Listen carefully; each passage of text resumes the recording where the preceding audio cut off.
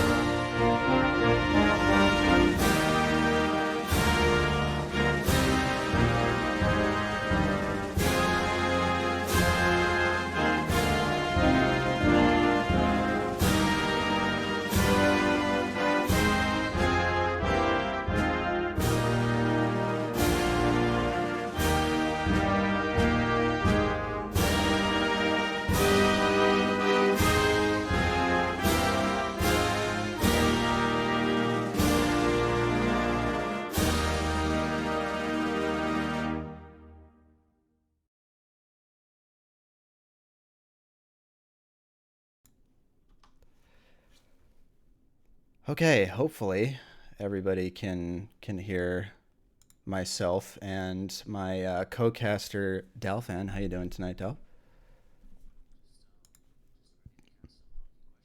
Oh, love it, love it.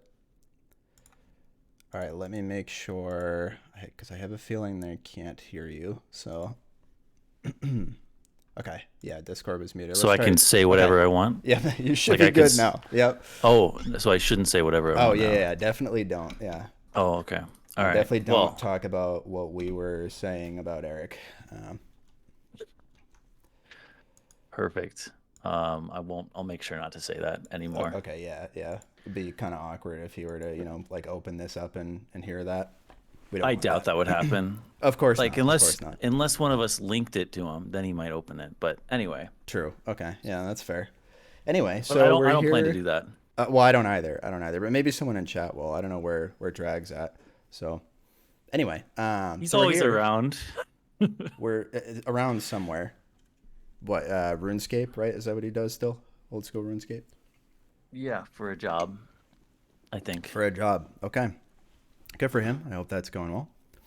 But we're here tonight not for old school RuneScape or drag, but we are here for some hockey question mark, some epic action between the United States and Canada in a show match, but probably more of a grudge match. I think is probably a more apt description for it, wouldn't you say?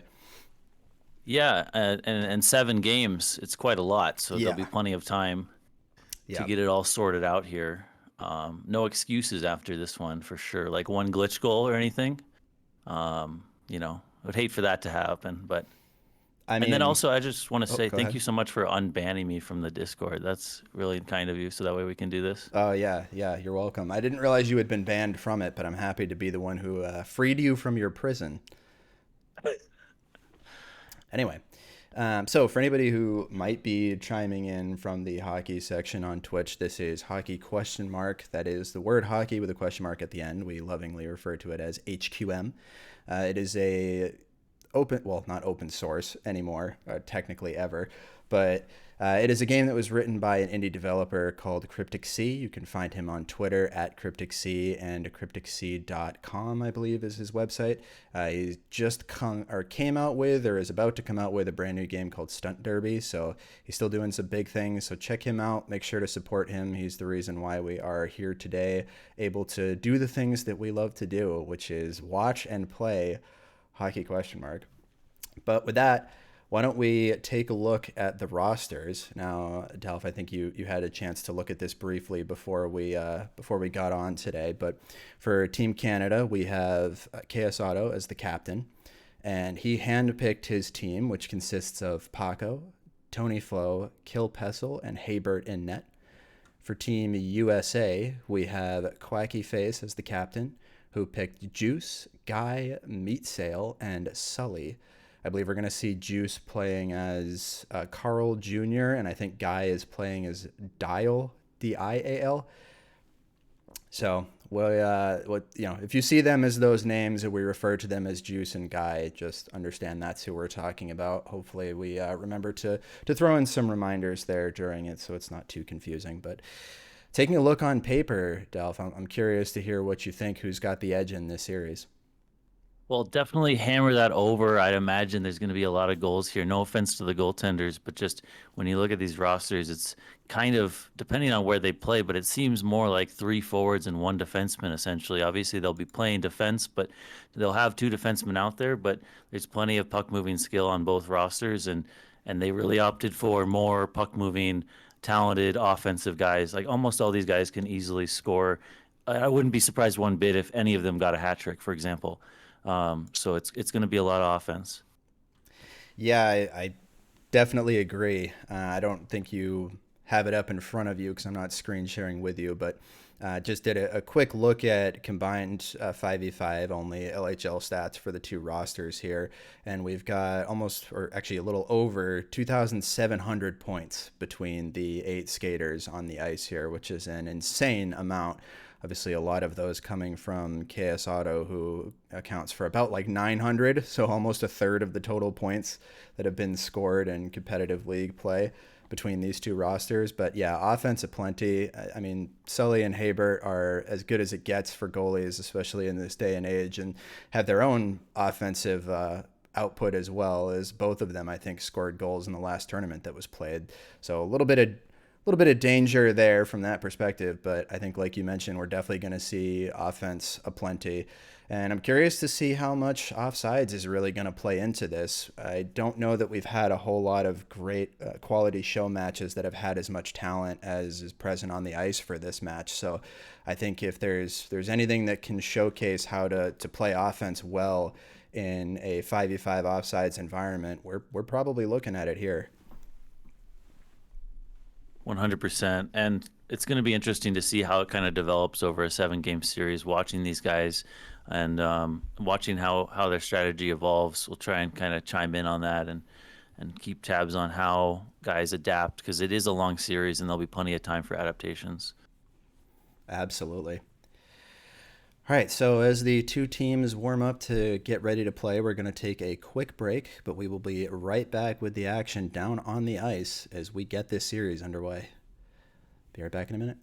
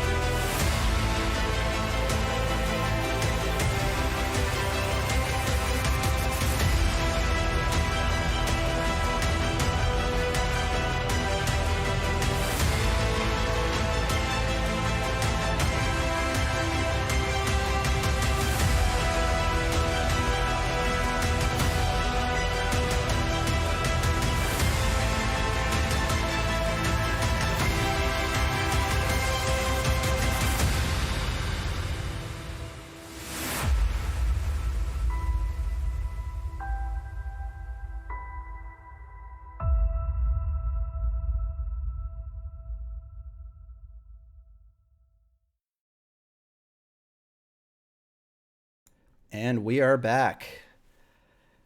And hopefully everybody can see the ice. I think we're good to go here. Everything looks like it's coming through okay. Screen might go black for a second here. If it does, I apologize. BG saying hello to you in chat. I don't know if you can see that very well. Is he asking me to unblock him on Discord? No, he's just asking who that handsome man is over on the right hand side of our caster cameras here in game. Perfect. I am dressed just as well as you, Dial. They can't see it, but it is true. Mm-hmm.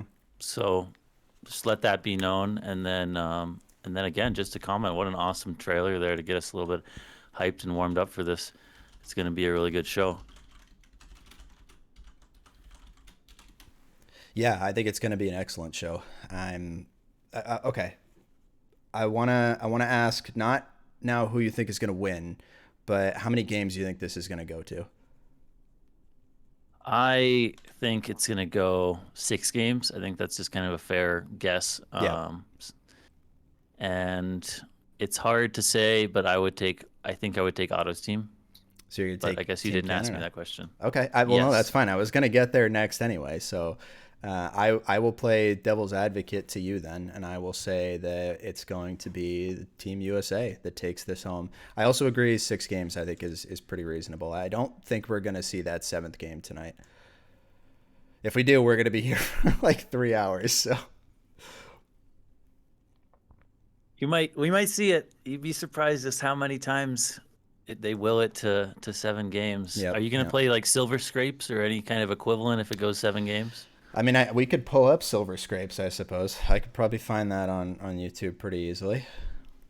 And you play the one where he like sings it. That one would be good. Oh yeah, yeah, yeah. That would be even better. Maybe that's what we need to do with the AI is let's get Eric singing Silver Scrapes for us. I think that's what we really need. Well, we could always get DCAT in here. For the cat cam in particular, right? I mean that's the best part. Well, mainly for his play-by-play ability, but the cat cam is obviously always a benefit. See, I think it kind of adds to the charisma or the riz as they say now, I think, right? I wouldn't know. Yeah, I feel pretty out of touch these days with the youth. Minus 100 cat coins, says BG. Wow, we're dropping all over the place. That one hurts. It does. It does. I believe we're just waiting on, looks like, one of the members of Team Canada to show up. I think Kill Pestil's coming out of the locker room a little bit late. So, with any luck, we'll be able to get started here in a moment. But Um, we've got the prediction going in chat here, and I'm interested to see. Oh, it's pretty evenly split right now. We've got 5.5K points on US and 5.9 on Team Canada. I would say and those are it's pretty those accurate. points are cat coins, yeah. Well, yes, of course, of course. They're budget cat coins. How about that? They're NFTs of cat coins. Understood. Yeah. Well, we're getting some reports that some of the Team Canada members are betting on themselves as part of this. So we're going to have to Well, do a full league investigation into this. We'll have to bring in the what was the player association that we made? um, I don't even remember I, what that was called. the board or something. There was Yeah, the board, and then something there like was that. the expanded panel. Yeah, Um, the it's going to be a BOA. It was long the BOA. determ. Yeah, That's what it was. the The BOA. BOA Yep. might give them a 2-year suspension from competitive play. And then they'll issue a statement saying that was the worst mistake of their life. You know, pretty run of the mill stuff. A twit longer in particular, right? Yeah, Yeah. yeah, and it's just that it wasn't worth the skins in the end of the day. That's what HQM needs. We need skins. So there's a new face-off meta. I've been not completely in the loop, but I've seen it. Can you just give me like a 15-second explanation of what changed and how that might impact the game today? So I believe they win it back right now, and it's something to do with like basically whipping your head straight back at the start of the face-off. So like right before the face-off goes through, you're looking back up at the sky, and then as the face-off happens, you immediately like snap down forward, and it kind of launches you forward just enough to be able to reach out and grab the puck more quickly. But you have to be able to win it to the right because you're like the way your stick is coming from at that angle, you can't get it to the left that way. So I think it's all about that back right win now. It looks pretty awkward if you watch them do it. I have not been able to master it myself, but I know Gotcha. like Quacky, KP. There's a few people in this game. I'm not sure who's going to be playing center, but there's a few people in this series that are very very good at it, which does actually lead me to another point that I was curious to sort of get your thoughts on is what positions do you think everybody's going to play here? Because a lot of the people in these or on both of these teams are typically looked at as forwards more often than defensemen. Yep. And so we kind of talked about that earlier on. And any of them essentially can play in either spot and have played in either spot. Well, for Team USA, I would assume Quacky and Meatsail would play up, and then Juice and Guy would play back. That's obviously open to change. I don't know if you agree with me there. I might be out of the loop. There might be something else going on there. Yeah, no, Thoughts? I would definitely agree. I think, Guy has never been one to play a whole lot of defense in the past, but I think he has a play style that would be really well suited to defense if he, decided to dedicate a bit more of his time to it. Obviously, it's a tough justification in a lot of league play because you're taking a guy off of offense, and he's usually your best offensive player, usually one of the best in the league too. So little difficult there, but the other dark horse I could see, which BG's mentioning here in the chat as well, is potentially Quacky playing defense because that was something in the most recent tournament where he had to sort of play back a lot and rotate back check, often the last guy back type deal. So I could see him being involved a lot more defensively and potentially, rotating around with Guy to give them both opportunities to be able to skate up with it. So maybe Guy spawns in on defense and Quacky takes the faceoffs, but they may kind of interchange there, I think, during the game.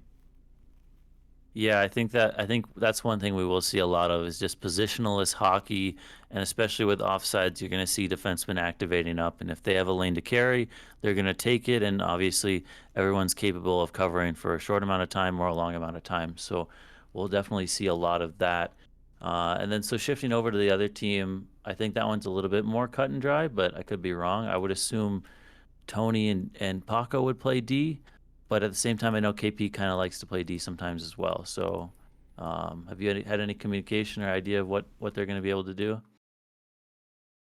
Apologies, had to cough there, but no, I have not had any communication with them, so I'm not sure in particular what their plans are. But as you mentioned, KP does enjoy playing defense. He has played it before. I think he got some of his first LHL starts in technically as a defenseman for a Toronto team at one point in time. So I could see that. I could also see, again, kind of a dark horse pick of Otto playing defense. He played one season of it and won best defenseman from that. Was very much playing a pretty aggressive style of defense, but was constantly back when he needed to be. So I could see that happening as well. Paco actually more recently has played more offense, is my understanding. So he's kind of had a little bit of a shift there. I would probably put Paco and Tony on defense, though, or at least start with that, and then let Otto and KP work what they can up on offense. And that gives you some good opportunities at both points because you have some pretty offensively talented guys on defense there in both Tony and Paco that can not only, take some shots from the point, but can also make a guy miss at the line and get into a better position to take an even better shot. So I would agree with your assessment. Perfect. And it seems like we're almost ready to go here. Yeah. I hope so. Yeah, we're still trying to find wherever KP is. Not sure if he fell asleep or is stuck in a league game or anything like that. So Well, we're both Americans, so we won't that is be true. helping out in that category. But Yep. I'm sure he'll turn up here shortly. Yeah, fingers crossed. I don't believe either team has any subs lined up in particular. So I know Austin was around for Team US, and I think there was some conversation about pulling him onto the team. So that may have been a possibility at one point, but that doesn't really help out Team Canada, who actually doesn't have a ton of people left Well, from I'm Canada that sure are playing the game. So Dick Doug's always available. He's always just kicking around. So that is true. um, we'd be happy to, give him a call and have him jump on there. That is true. Dig Uh, Dug probably is around, and he's probably shirtless. any chance we could get Sully on for a quick interview? Yeah, yeah. Why don't we take a look? Let me drag him in. Sorry, you're gonna get Oh a yeah, don't black even tell screen him. here, but yeah, I'm not gonna tell him. I'm not gonna tell him. Oh, wait. So, Okay, yeah, that's fine. all right, let me get this real quick. All right. Oh, Sully's in chat here, so he might hear. All right, he's been yanked. Hello, Mr. Sullivan. How are you doing?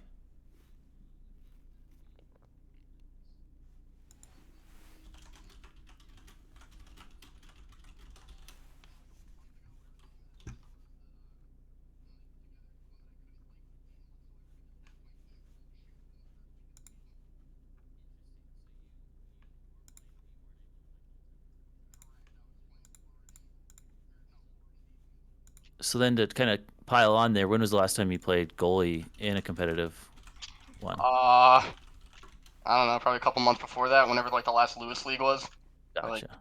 But 3 months.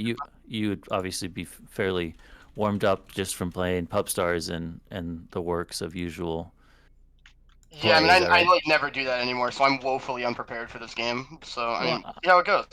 I'm sure if you have any, lack of confidence, just swing your stick as one does, and you'll make a really nice save. Dalf, with that sort of analysis, man, I feel like you should be playing over me right now. I mean, you're American, right? You could be playing this, honestly. Um, that time has come and went, but I trust that you'll hold down the fort for us Americans here and help lead us to victory here. Not Everybody that has I'm to leave the biased. broadcasting booth sometimes, so I understand. Delph and I What are what gonna wind up being in the retirees game. What is that game they do every the year, every couple of alumni? years? The Yeah. alumni game. Yeah, exactly. We'll be playing on Team US for the alumni game. I mean, I think by the time KP shows up, I think we'll all be eligible for that. So That maybe. is true. That is true. All So right, what did Sully. you go into to just to warm up for this? What did you do? I don't know. I just kind of hopped into a server, dragged one of my teammates in, and said, "Hey, could you please shoot on me?" And then they did. So Nice, lovely team nice. cohesion we got going on. I think we're real chemistry filled bunch. So it should be a fun time. Well, it sounds like it's going pretty good. Team Canada might already be imploding, so just hit them hard and hit them fast, and I'm sure you guys will have a good series here. Make some saves, get some pucks in deep. The classic stuff. So it'll be fun. Yeah, yeah. All right, Sully. Before we lose you, how many games is it gonna take for you to win this series? I'm hoping for because I got WrestleMania to watch in about an hour, so that'd be pretty cool. Okay. All right. You just put Reasonable. it on your second monitor, right? I mean, see, the problem is though is that I'd have to be in Cap's Discord in order for that to happen because I think Doc's streaming it. So Mm, if you're expecting me to pay for my own stuff, you're out of your mind. So I'll have to find okay. an alternative. Wait, I just realized we're Understood. live on like Twitch, aren't we? I probably just got him copyright strike, so that's gonna be a little tough. They don't know. We'll They don't figure know. it out. Nobody's here to figure that out. Nobody watches this anyway, so it's That's okay. fair. We're just doing it for fun. Yeah, yeah, yeah. Yeah, something like that. All right, boys. All right. Well, thank you for stopping by. We appreciate you coming to chat with us for a little bit. Of course. Why don't we see if we could pull somebody else in? Let's try to get somebody from the Canada side. I wonder if we can pull in like Paco. Maybe should we do that? I don't really like him, but that's fine. Okay. Yeah. Let's do that. All right, later, I'm gonna gentlemen. yeet Sully out. Goodbye. All right. Let's pull in Paco. What a great young man. Sully is a great young man, but you know who isn't a great young man is this guy right here. How you doing, Paco? Oh my gosh, hello. I just got pulled in here. You did. You just got pulled in here. Am I How's on the that feel? stream? Yo, what's up? Yo, Dalf, how's it going, man? Hi. Oh my god, it's an honor. Are you nervous? How you feeling tonight? Um, I'm kind of pissed that KP just fucking like fell asleep or something. But I'm not surprised, but yeah. we're trying to get him. Maybe he thought that I was supposed to start at 7:50, but we also got Leafs on speed dial here, so he might be hopping in soon. So Get a Hmm. little sub until KP shows up. Yeah, but I mean, I feel good. I'm hyped, you know. Okay, The other that's good. team, It's good. they ain't shit. We can fuck them up. Did you get any warm Um, up? we didn't get any scrims, but You did I not mean, get any scrims. Oof. no, we don't need that. Oh, okay. All right, I Game understand. one's the scrim. And can we get a little bit of insight in terms of what positioning, how your team will kind of deploy here tonight? Yeah. So definitely Tony on D because he's a baller on D. I think if KP is here, that I'm gonna play D as well. Um, I think it just works out better that way. Maybe auto. We'll see. We'll see how game one goes. Because obviously the defense gets more touches too on the puck. So if we can't break it out well enough, then maybe we'll switch it up, put auto back there, and then he'll be able to break it out better. But it's gonna be more fluid, you know. Right. We were He'll look talking about positionless that. to Yeah. hockey. We were Yeah, trying to that's the figure plan. out whether or not there would be the dark horse auto on D. But Austin is pointing out in chat that Otto is usually a griefer when he plays D, so Team Canada should be careful. Is that something you're Yeah. worried about at all? I mean, I'd play back for him once he goes up. Oh, what a guy! Yeah. That's why I mean, we got. you're the team player that Team Canada needs. Yeah. All right, maybe I need to start this soon. So, oh, Okay. KP's here. Yeah, it looks like KP's here, or at least somebody with KP's name is here, and you know what? That's good enough for me. So Beautiful. let's roll with it. I'm gonna move you back to your channel, and we'll get into All right, it. guys, have fun with the cast. Thank you very much. Good luck, but not too much luck though. Got Yep. him. I was crossing my pinky toes. Yep. Yep. Me as well. Okay. So we look like we have just about everybody here. Teams are filing onto the ice, so we may finally actually be underway. So I am excited now that we've had a very extended pregame show. Good 15 minutes longer than I think what we were anticipating, but it is what But it we is. practiced, fortunately, and we developed all this content That's true, to actually. present That is to true. you. Yep. So Yep. it all worked out really. And there were definitely no audio issues at any point that I had to scramble to fix. Definitely not. So great stuff. BG said that was a really good pregame. So we've got BG's vote of confidence, which I'm going to be honest, just doesn't do a lot for me, but it's something. So we'll, we'll make it work. And with that, we have both teams fully on the ice here. So again, we have USA, which is going to be captained by Quacky Face. We have Meat Sale, Carl Jr., who is also known as Juice, Dial, who is typically known as Guy or Guy LaFleur, and then Sully in net. And they're on blue side for tonight. And on the red side, you'll see we have Carl, who is KS Auto. He's the captain for Canada. Paco, who we just spoke to a minute ago. Kill Pessel, who was mega late. Tony Flo, the always dependable. And then Haybert, who is in net for Canada and was probably the only reason that Kill Pessel actually showed up to this. So shout out to Haybert. We'll give him credit for finding him, even if that wasn't the case. But all right, so I think we are good to go. Should hopefully see the start of the game here in just a minute. Sully getting a little antsy. I know he's worried about missing his wrestling stream. Absolutely, and he's got His very legal stream, of course. Yeah, and that's why he was so upset, was that he paid all that money. Yes, exactly. Yeah, paid a lot of good money for consuming that content. Just like everybody here in chat paid a lot of good money to consume this content that we've put together, right? Right? Well, I Twitch subscribed Twitch to this, Twitch and I'm on it, so I feel like I might get some kickback on that. I don't know, like 7 month subscriber here. Just by the way, Look, we'll have to talk about that, off the air. where's Can't my be- fucking money, Dial? All right, here we go. Ask Dick Face Dug. up, gets ripped back. Quacky has control here. He's going to slide it up. Nice little stretch pass up the middle, but gets just a little bit pushed too far. Here we are in the neutral zone, a little 50-50 puck. Meat Sale is going to collect it and try and shuffle it up the ice, but it's just going to get dumped into the corner here. And Tony Flo will go back for it. Looking at his options, stretch up on the left side. He might take it. Pushed up slowly. KP slides it across, but tipped too far. Goaltender's going to clear this up the ice, and here we are. We're going to see a lot of back and forth like this. Yep. Hey, Bert's coming out to play this one. Pushes up the wall.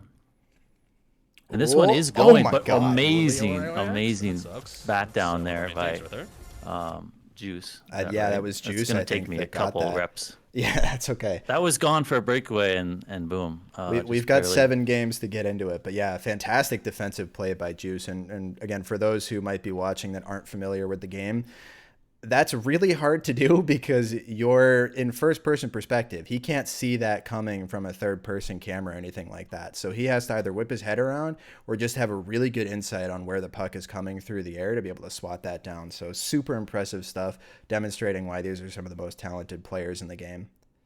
Absolutely. And it just didn't look like he had quite the reach to get there, but then swings at it and is able to get there. But here we are. A shot off by What a save. Tony Flo. Very nice save there by Sully. This puck's just getting shoved up and down the boards, and now it's going to be collected by Quacky Face. He looks like he's going to try and pass it cross ice. Dial receives. See, I keep keep fighting in that one because I'm reading it on the screen. I'm gonna start apologizing to DCAT all those times for always reading off the name. Again, another 50-50 puck. And this one's just going to finally be collected by Quacky, who will go back and perhaps let Guy collect that one for him. Plenty of time on this breakout here. Up the middle, but too far. Tapped ahead. Meatsel's going to have a second here. Oh, I think he lost it. Yeah. Really nice body there from Tony to push him off the puck there and make sure that he couldn't do anything with it. Battling with offsides, and then they just opt to clear it up. Juice now here, and then across ice, east-west pass up the middle, and then just collected on the backhand there by Paco. Paco controls behind his net. Plenty of time here as he comes up the ice, slides it over to Juice, right? Or yes. is that? Yes, Carl Jr. is Juice, and Carl is Otto. That one was Otto. Confusing names. That's one's gonna trip me up several times here, but. Tony now probably just going to continue to use the boards on this breakout as they're pinned here, but Otto's got it now. Tape to tape, almost received by Tony, but just couldn't quite control the power that Otto put on that one. Otto's got it again. They're just going to try and box him in here as they come up the ice and hold that shooting lane, but Otto walks around and gets a shot off, but just over the crossbar there.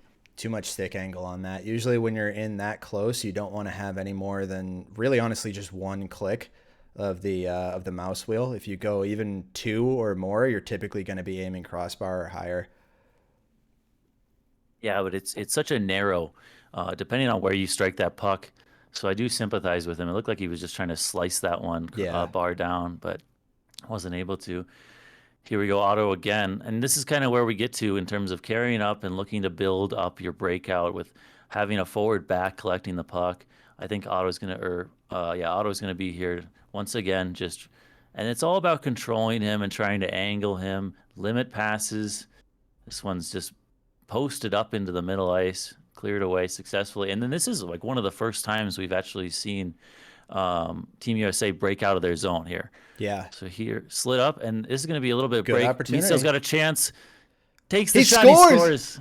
First Nice. goal of the series. What a play. What a play. What a breakout. Beautiful pass there by Juice on the boards, finding Meatsell at the blue line. Perfect opportunity. Only one defenseman back, but no angle.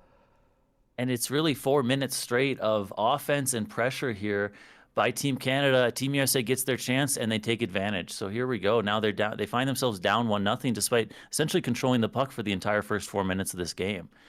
So here we go. Juice sends it up the ice. That one's just tipped away by KP, and Paco's going to grab it there on the backhand. Once again, scooping this up, looking down ice, finds KP, but it's just a little bit too early. Cut off instead by Juice. It was a nice back check there. I think Otto got a stick in that to prevent a offensive opportunity for Team USA, and Tony with his own chance now. Passed up to the point. Paco walking in, blocked away. I wasn't sure who got the stick on that one. And then here, Otto just barely holds the line, gets the shot off, but it is blocked again by Juice. KP's got an opportunity with this one. Sends it up to Quacky Face. Quacky receives on the backhand, carrying down the wall, looking to get a shot off. Gets the shot off, but saved at the freaking buzzer. Just barely gets that shot off on time. What a period. When that one dropped and just trickled down towards the net, I was Oh man, I was literally on the edge of my seat there until that intermission came up. But I was a little worried we were going to see the goalie lose it in its feet and just watch that one trickle in anyway. I'm sure you've been there many times before as a goalie yourself. I always just tried to lay it right in front. I thought it was for style points. Then I Yeah, try and yeah. play it, but sometimes it does bat away, or if you're not the first, if you're not able to get to it in time. But here's Meatsail pulling it across, looking to walk, but gets pushed away by Tony Flo. Good defense on that one. Really good defense there. And Austin just pointed it out in chat. I was about to make the same comment here. USA with a lot of active sticks today. We're seeing them getting a big into the shooting lanes and the passing lanes, doing a great job of having just their stick in the right place all the time. Despite the offensive pressure that Canada has put on, they haven't really been able to convert that into a whole lot of shot opportunities. Team USA just had a nice little cycle up and down the wall, 4 or 5 passes in a row, but it was finally controlled by Team Canada and closed off. And here you just see more controlled play, going to get pushed back to Haybert. Going to have an opportunity, sends it up. It's a little bit blocked away, but still goes to KP here in the neutral zone. Sends it in, a little bit of a rim dump in, and so he's going to come out and see what he can find. Slides it right up the middle, but just a little bit too far for Quacky Face. Haybert back and forth, goalie to goalie to goalie. Now finally D, Tony Flo's coming around the corner. F1's got him a little bit angled off, so he's going to drop it back. Here comes Otto. Again, this is what they're looking for, right? Building Otto for the controlled breakout. And this is what Otto does best here. Slows down the game, takes control, and forces the other team to have to collapse on him, which credit to US. They did it right there. They force the pass, and then they get the poke check on the guy that they do pass to. So that's what it's all about. And this is going to be the battle over seven games, essentially, hopefully. And now Cracky's going to have his opportunity at it. Slides it across, controlled, but bodied away, and then finally poked. Here's Juice. Can't quite control it, but he's got a backskating defender. Can he push it away? He does. Pushes into the corner, chases after it himself. This is a D jumping up. Still has got it. Looking for the centering pass. No, is he going to wrap it? He tries. Was that saved away there? I couldn't quite see. I couldn't tell. We'll give it to Bert. Oh, a little bit of offside so we can all catch our breath here, but makes me want to change my camera angle because that was so close and a really nice play by Juice to control that puck all the way. And finally, just the patience on it. When the puck comes back to you in the corner, but you don't have enough speed yet, it's so hard to build that speed back up. Really impressive, just control of the puck, maintaining possession there. It's something that's very hard to do in that circumstance, like you said, with the lack of momentum too. And just Juice does an excellent job with that. A little sketchy there on the physics puck, and they might not be out of the woods yet. That was Tony Flo getting his stick on that one. It was a tough arcing physic puck that was coming right down onto Haybert. He was twitching there. I could see him quivering, but he was able to get bailed out by his defenseman. But again, this puck is still physicking, finally settling down for Meatsail, and he's going to look for a board bounce, trying to play with his backhand. Fortunately, he does get the body on KP, so his team will collect. Slides it across to Quacky Face. Quacky Face got a little bit of narrow space, finds the aerial pass over to Meatsail, slides it, but can't quite get the shot on net. Still possession for them, and Guy shoots that one over the net. Meatsail's probably going to let this one go. No, he looks for the centering. Tape to tape, Quacky Face, backhand my God. again, spins and tries to get that one on the third straight pass, but can't quite put it in. Physicking towards the net, but that one is also saved by Haybert. Any thoughts on that sequence? US Kyle? is coming alive this period. Oh my goodness. We are seeing some incredible stuff out of them. These are just jaw-dropping plays. I have to say, kind of blue balling as well here. I'd love to see them be able to put one of these away. This is crazy what they're pulling off right now. Trying to have a breakaway here, backwards skating, fighting 50-50 puck, and finally slides across to the right point or left point, and that one's just stumped in. I don't think that they're going to win the race to this, but it's so close. Back to the point. Juice shoots, but it's blocked away by Tony Flo. Juice shoots again, slides it back door, but just can't quite get his backhand on his Quacky Face. And here we got a control breakout for Kill Pessel. He is boxed in, but we'll see what he can come up with, what he can create. Takes the shot, grounder, cross ice, dumped into Tony. Tony's got control in the corner, but that one is poked away by Dial, which is Guy. And then, again, Otto has control, pulls it off the wall cleanly, looking to walk and shoot, and just banks it off the side of the net. What a series of moves there from Otto, and that is what he's known for right there. Just in a phone booth, making the U.S. defense look silly, and we've seen how good this defense has been throughout the course of this game so far. We might have a breakaway here. missed puck. He's trying to carry it back in, but fortunately just pushes it too far, and the goalie comes out to take care of that one. Juice sends that on net. Goalie was a little bit out of position, but no problem because it goes wide. Meatsail and Paco wrestling for that puck. Tony Flo's going to have it on the wall, pushes it 5 back to seconds left. Paco. Paco looking to make a quick play here. Otto needs to take care of this quickly, but that one's going to settle us down. And wow, what a close game. We've had chances, but still 1-0 on the scoreboard. Just that one goal, that one little mistake or kind of quick play that stands as the difference right now. Yeah, you mentioned it that, after the first goal by, or I guess the only goal by Team US here, that all the momentum up to that point, the first 4 minutes or so in the game, was pretty much with Team Canada. And since then, since scoring, US has completely taken that back. And this has been entirely in control of the Team US side for the last 6 or so minutes of play. And another potential opportunity now as Canada loses the puck in their own end. That's going to get cleared away, though. Fortunately, that was just a little bit of a misplay. I wasn't sure if that was Paco who lost that on his backhand there, but no worse for wear, as instead they're going to actually get a chance on the puck. Should have probably settled that one, but for some reason the puck just popped, and it's going to get cleared down or out of the zone at the bare minimum. Here's Otto trying to cut back, make something happen. He puts it up to KP. KP wants to put it across, but instead it actually works out. Tony's got a little bit of a break, one-on-one, looking to make something happen. Just gets bodied perfectly there by Juice, as he is infamously known for. Here you go, up again. Now this is Team USA looking to make something happen, but it's just too far. It goes through both Meatsail and Quacky Face, and Haybert will collect. Rimmed up the wall. Paco catches, releases across, but too far for Otto. So now once again in the neutral zone, immediately countered up ice, and it might be a breakaway. Quick wrister, and he tries to slide it 5-hole, but can't get it through. Great save by Haybert there, and that's going to keep it at a 1-0 goal. Mark that save down if they do come back and try and make this 1-0. That save is the difference for sure.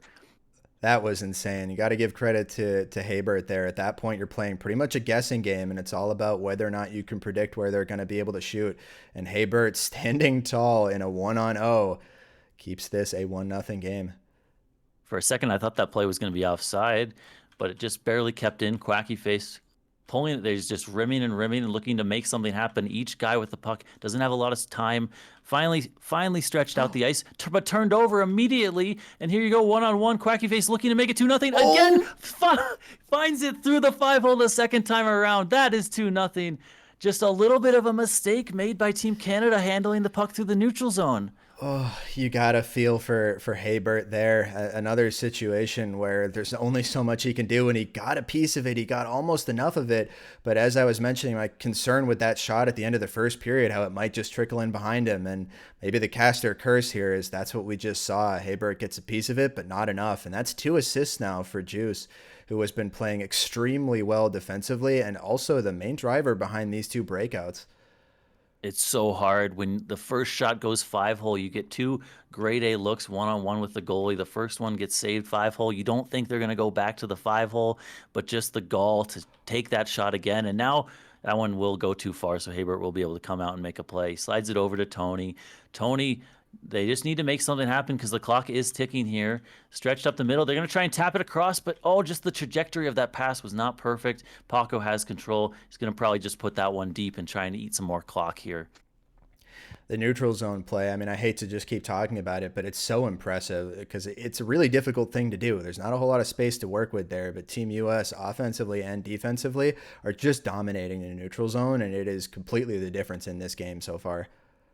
And it's been a bit of counter, just wait for mistakes and then take advantage when your team makes it. That's what a lot of the offside play ends up boiling down to because it's so hard to create something, but it's a lot easier to capitalize when someone else turns the puck over. But Team Canada is, again, looking to make something, sliding across, but that one's blocked away again. It's like, as we've seen all games so far, they still have possession, still fighting for it, but you have to imagine that Team USA, the second they get their paws on this, they're going to rip it up the ice and try and get these pucks deep. They are actually dusting it off here a little bit. Nice little up and over pass, and then here comes Juice. He's got the shot, sends it on. That one's a fairly easy save, but still a quality save, especially after giving up 2. Good save there by Bert, and now they're going to need to essentially score on one of these next 2 possessions in order to have a chance of tying this game up. And that one goes too far right away. Again, there it is. Just a free clear. Meatsail might even be the first one in this. Haybert needs to come out, and he's going to try and play it up. But again, possibly too far. Offside. Again, Under just a minute to back go. Canada needs to find something here. They got to get one. control, nice pass over. They'll have a little bit of a lane for Tony Flo. He'll have to put this on his backhand. Immediately gets cleared down the ice again. Clamped up. This is 4 straight attacks. Immediately just shut down by Team USA. So difficult to find any space. Here's the D to D. Up, stretched, blocked away by Juice. Juice sends it in. Touched over. They might actually have an offensive opportunity here. You have to wonder if they would go ahead and pull their goalie on this next possession, but it's really boiling down. There's not a lot of time left. Yeah, and can't get possession of the puck either. 15 seconds left. That one might even go just back into the corner and rimmed around, back into the corner. You have to, yep, that will seal the books on this one. So Team USA takes down Canada in the game one, up 1-0 down with a 2-0 win here. Amazing showing for Team USA, and we will be back in just a minute with an interview with one of the players.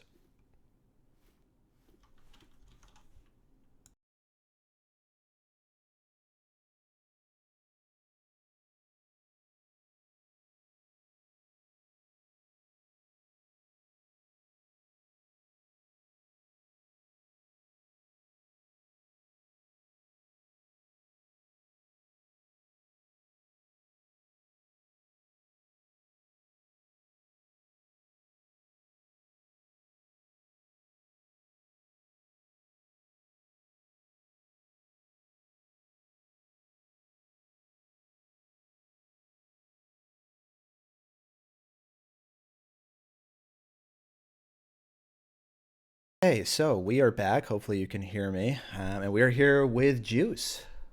Hello. Juice, welcome to the cast. Thank you. How you feeling after that game one?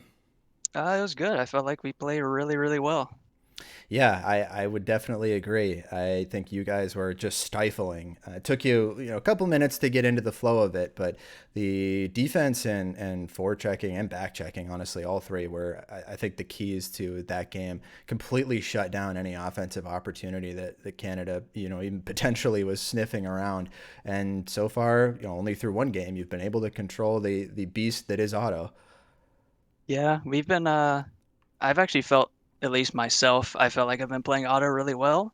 Um, and it helps, when you have Guy as your D partner, you can rely on him. And yeah, I mean, the comms are great. We're just playing really well. I don't have the stats in front of me right now, but it looked like you kind of outpossessed in that game, maybe 70-30, 60-40, but then come out on top. You're able to create these counterattack opportunities. How much of your game plan is based around stopping Otto and then looking to counter? Is that kind of the conversation at all? A little bit. Obviously Otto's, a insane offensive player, so we have been focusing on him, but Um, after we stop him, we're just relying on the comms. Whoever says they're up middle, up same, whatever, that's what we do. Right. Perfect. Well, I think that'll do it. We'll let you get back on the ice here. Team Canada looks like they're ready to go. All Real, right, real thank you quick guys. question for you, Juice, before you go. Yep. What is the best way to reheat pizza? The best way to Yes. I just microwave it on the reheat option if you have that. Interesting. Okay. There, you could choose the option, excuse me, of just having it cold too. That's an Yeah, acceptable answer. that's fine. Okay. All right. So you're going with the microwave over eating it cold or anything else. Yeah, Okay. typically that's what I do. Okay. All right. Reasonable. Reasonable. All right. Well, thank you Yep, very yep. much. Best of luck in the rest of the series and pour it on for Team US. All right, thank you guys. Thank you. Okay, What a so great guy. yeah, he is. He's definitely one of the better guys in the community. Juice, the person we were just speaking to, has been playing as Carl Jr. for Team USA. He's the one who made the trailer that you saw earlier in the broadcast, if you were watching, when we first started. So he does some awesome stuff for the community. We're really, really thankful to have him and have somebody as quality of a human being and also as a content creator as him, as he's been able to create some really awesome highlights as well. But it looks like we are good to go to get back into game. Delph, any thoughts on what Team Canada can do to get back into this and get one back in the win column? Well, it's just about how you start. I think. I mean, when you go back and not to just keep going on Juice, but they were gone on a breakaway. Juice barely gets on that little tip, is able to save a breakaway, and that really changed the whole complexion of the game. So we'll see how this one starts. I'd like to see Team Canada just be willing to play a little bit more north focused instead of always trying to carry pucks. Just be willing to release a puck and kind of go to work as Team USA was doing. So we'll see, but. We're already underway, and here's the breakout for Team Canada. Up over to Tony. Tony's going to slide it across, and we might have a little bit of a one-on-one here with Paco looking to carry through, but again, Juice, just a stone wall every single time they try and nutmeg him, and it's just immediately closed off and then cleared down the ice. That's so hard to do. I don't know if Dial, you can chime in, but just as a defenseman myself, you can get the stoppage on the puck, but sometimes that loose puck ends up punishing you because you can't get the clear on it. Every time so far, Juice has also gotten the clear. Yeah, it's incredibly difficult to do, and we'll get back to this thought in just a second. As an offensive opportunity for Nice little save Quacky. there by Bert. I couldn't quite tell if it was on net. Might have been going posting in or posting out. But We'll yeah, that count was it. a We'll really count nice it. We'll give him the chance. stats. We'll give Haybert some, Here's a point shot though. KP gets blocked away there by Guy, which always gives me pause. But Haybert coming out, just going to chip this to the corner, and then Tony will see what's available to him. He's going to rim it around Paco. Great opportunity here, but just slides by him. That one always feels bad because you know you have time and space. If you can get that one settled down, you can make a nice play. But instead, it'll be Juice collecting this one, curling up the ice. No, he's going to stretch it up to Meatsail. Meatsail receives What a on the, and then pass. he's pushing, but just can't quite get around Tony. And then countered. Here's the counter. Looking at Otto, wants to make a backhand. He slides it across. Point shot for Paco, but it's just a little bit too far. He's going to have to line this one up. Gets lined up, but then it is blocked away. The Meatsail pushes it out of the zone. Yeah, some good opportunities there for Canada. Definitely something for them to build on. We're going to need to see them continue to get some of these chances. They have to make it through the neutral zone with possession. This seems to be the crux of the issue for them. And speak of the devil, they lose it again. And that right there, I think, is a good example. Like, that's where you can chip to space, go off the wall, and then make a play for your team or yourself to chase into it. But here's another shot off the post. That one came out of thin air, and that's just how Otto operates. Another one, shot wide. They're going to keep the got another pressure chance. on here. Otto wants to shoot. Thinking about blocking that one, Quacky thinks better of it because he realizes he might be able to put that one in his own net on accident. Instead, finally, Quacky's going to get a chance working out of the corner and then passing it cross ice. Here comes Juice too far. Might try and poke it in deep. Gets it up in the air, floating. This might come down in one way or the other, but Team Canada is able to settle it down. And then eventually, looking to clear it. Ooh, At this point, they Meatsail. just kind of want to clear it. Tony's gonna, or no, Paco's gonna go in there instead. Paco curling up on his backhand, looking for the availability. Wow. Dangerously kind of puts it right through the slot, but it is a pass, and that's where you will be rewarded. Cross ice. And then at this point, they might just dump it in. There's the chip, but gets bodied. The two guys just run into themselves, and instead it'll be Team USA's puck. Yeah, you can see where offsides definitely kind of hurts you a little bit there in terms of some of the muscle memory for the way that we used to play the game without it. Typically there, you'd want to send that second guy deep into the zone so you can kind of chip past that up to him. But with offsides on, he's not able to go gain that ice there, gain the space. So you can't make that chip play up, and you're forced to sort of sit there, hold the line, lose momentum, and, well, we see how that goes. And that's what makes it so hard to stretch up the ice. So you feel like you need to carry, and it just becomes a 50-50 battle as you come up, and then the puck might get bobbled, and you never know how it might come down. That one is centered, and Guy's gonna have a chance, but instead it gets turned over two on one. Here comes Paco. Juice looking to defend this. They pass early, 2-on-1, still sliding it back across. You have to imagine Juice just clears that one away. Way too slow. That one is easy for Juice. Oh my goodness, you had him dead to rights there. Juice forced to cover the pass and the shot, but the cheeky little pass, the disrespect to Juice. And that's honestly, that's what I think that was. I think that was a little bit too disrespectful of Juice and his ability there. I think if you're going to make that pass, you really have to, kind of drill that one a little bit quicker or just take the shot. He had the backhand shot. There was no way Juice was going to get there in the shooting lane. We need to see Canada build some confidence here in themselves if they're going to get some of these games back. Yeah, and you have to know Sully's just thinking about WrestleMania right now. You never know what shot might just go in. And they haven't really gotten that much shot volume against him so far. So you don't really know what you have in him. Hey, Bert's made several saves, several quality saves. And instead, Sully's just kind of getting bored back there. So I think Team Canada needs to be willing to shoot the puck here. 5 seconds, and that might just do it for the period. Yeah, they're just going to rim it back down. Thoughts, Dial? Yeah, you make a good point about Sully, and with the way this is going, it seems like they may need to hope that Sully's AFK tabbed out watching WrestleMania, legally, of course, legally, to be able to find a way back into this. But like you mentioned, I mean, Sully's just not even seeing any action. I can think of maybe 2 or 3 saves in total through 4 periods so far that he's actually had to make. Yeah, so that one is one back by Quacky. Sully's going to come out and play it. There's a little bit of the action you were talking about. Let's see what he finds. Just going to actually dump that one in. If icing were on, that would be called. But instead, it is Tony Flo's puck. And I'm sure he likes it that way because he gets to make a play here. Find a pass option, decide what he wants. Forced to go up in the air, bodied now. This one's battling. Swiping away is Side. Meatsail, and there it's offside. Mercy.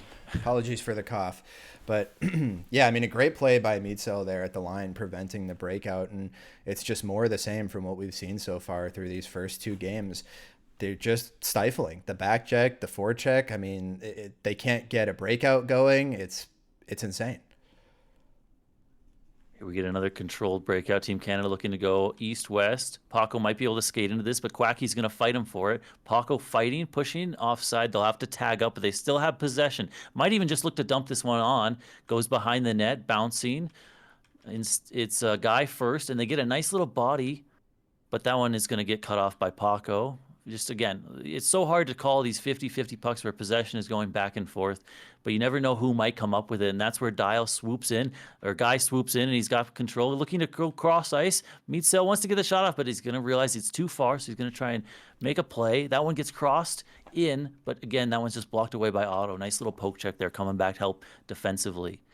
Here, stretched up the ice. Could have been a breakaway, but it is sealed off. I think that one was Meatsail making that defensive play.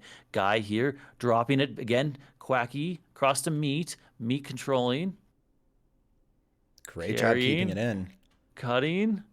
Wants to make something happen. Walking, beating 1-2. He's got control. Puts it back into the middle. They're going to hold this in. Might get a point shot out of it. All this work. Got to make it count. Slides it right through the tip. Missed. Here's Guy. Guy backhand. Oh, they just want to bank that in on the backhand, but all that good opportunities there for Team USA. Yeah, some strong showing there, and this is more of what we're continuing to see out of them. But a nice opportunity for Canada. Shot. Right in by KP. Great pass by Otto. They just get him to bite, and then watch this. Comes out of midair, cuts back. That's an easy shot for KP to put in. Great pass by Otto. And that's the counter. That's reversing the book. Originally, Team USA was doing it to Team Canada, but there, Team USA gets chances. Team Canada goes the other way, makes it 1-0. And a great job by Canada there to take advantage. Like you mentioned, we go from immediately having a great chance that we hadn't even really finished talking about to Otto being able to generate an offensive opportunity that KP puts home. And that is exactly what Team Canada needed. We'll see if they can add another one, hopefully by the end of the period, so they can solidify this lead. Nice keep in there. Quacky coming. Nice pass across. A little bit of a narrow window to push it in, but there comes Tony coming across to make the play. Now they'll have time. That was a nice little passing play up at the right point, but just can't quite seal it off. And then there's Paco, as always. Steady, carrying, looking to get the shot. That one's just grounded. Easily pushed away there by Sully, but it is good to get a little bit of shot volume on him. And it was a nice job by the defenseman there. I couldn't see who that was, but making sure that he had his stick in the shooting lane, so the only place Paco could go with it was down low. Absolutely. And then here we go again, back and forth, second period. We'll see how this one evolves a little bit. Team USA needs to make something happen, but they're not in a rush quite yet. And here's an opportunity. Meatsail just looking to grab that one, but just too far out of reach. So here's KP instead. Forecheck comes in, stretched up the middle of the ice.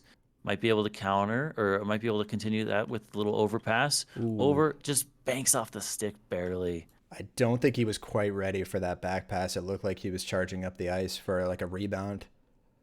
Yeah, they were trying to lay it across, and that's what you kind of need to make happen. You go up one side and then you lay it to the far side. That creates the lane. Otherwise, it's just not going to be there. That's what they've been looking for all game, but just barely, just a little bit off on the execution, limiting right now. And it's hard because the defense is so good. Yeah, really tough to get through this. And one person we haven't spoken about a whole lot defensively yet, but is really Guy. And we mentioned earlier in the pregame the potential of Guy and his play style if he were put on defense. And I think he's demonstrating just exactly how effective he could be in that position. We've talked a lot about Juice, who has made a lot of the plays, but that's largely because he has Guy across from him who's been incredibly reliable, constantly in the position he needs to be, and is able to make his own defensive stops. Here's Burt looking for a pass, slides it over to Paco, but it's too far. Quacky intercepts, Ooh. and then he pokes it right for Meatsail. Meatsail's got a lane. He wants to get the shot off, but gets blocked perfectly. I think that one was Tony, actually, instead of Juice instead of Paco. But instead, now here comes Team USA once again breaking out. 50-50'd between Meatsail and Otto. Sully's going to have it, and that's just going to seal it for the period. I wish we had a replay of that. I mean, that was a fantastic block, but the pass there, I think from Quacky over to Meatsail with no momentum, 2 defensemen draped all over him, is able to just push it forward with the nose of his stick. That is crazy that they were able to make that work. It's a great play. It's just so close, and then I think it looks better than it is because you realize the D has a chance to get back into position just because Meatsail doesn't quite have all that speed. But that one shot on, and what a shot! In. Came out of nowhere, a shot from the neutral zone. I want to see Who this cares about replay. offsides? He just rips it on net, barely tagging up in time, and they get it in. Wow. Not even looking at the net either. What a play. What a shot. That was barred down from Tony. And I spoke about it there in the middle of that second period. You'd like to see Canada get a second one, get some insurance, and they did just that. Huge play from Tony. Here comes Guy looking for the spinorama pass, but he might get burned for it because now Otto's got possession. He's beating his D-man, but there he is again. Juice just standing tall. I mean, you can't walk this guy. I don't know why they keep trying. There's not much more option, but here's the backhand. Saved away by Burt. Back and forth action here, and they still have it. Looking to work the back of the net. Guy wants to wrap the patented wrap that he's known for. But nice save. Juice going to just chip that one back into the corner. They still have it. Meatsail looking to keep the cycle moving. Oh, mishandled, but then, back door. Just can't quite rip it. That one's just right in your feet. Still with Can't possession. get that one easily. Still working. They probably have the point, but that one's just missed by Quacky, and that's going to might just clear the zone. But Meatsail keeps it in. Meatsail working. He's got a backdoor pass, but can't quite find it. No way. Oh man. So that backdoor pass, when it's just, you want it on your tape, but it instead goes into your feet. How hard is that to get? Oh, so and recoil? difficult. So difficult because the stick is behind you. And we'll talk about that in a second with another chance here.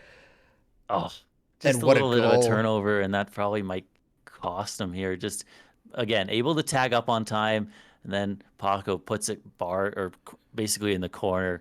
May not feel too bad about that one because a 2-0 lead is pretty difficult to come back from, but they did have time, so that one does hurt quite a bit. Great pass there by Tony too. It's the defense to defense play there. Defenseman stepping up big and making a meaningful difference, obviously defensively, but also offensively this game, as they are carrying the load. Juice floats that one just over the net from the defensive blue line, and they're going to try and counter. KP's got a chance to receive this. Realizes he's going to get sealed off, so he passes it off the boards. Meatsail steals it. Meatsail goes off the boards, but again, cleared down the ice, and Sully has possession. They're looking to make something happen here with Juice, pushing it up the boards. Just a little bit too far for Quacky, and Haber will come and collect this. With just under 3 minutes to go here, Team US needs to get something back on the board if they're looking to be able to come back in this game.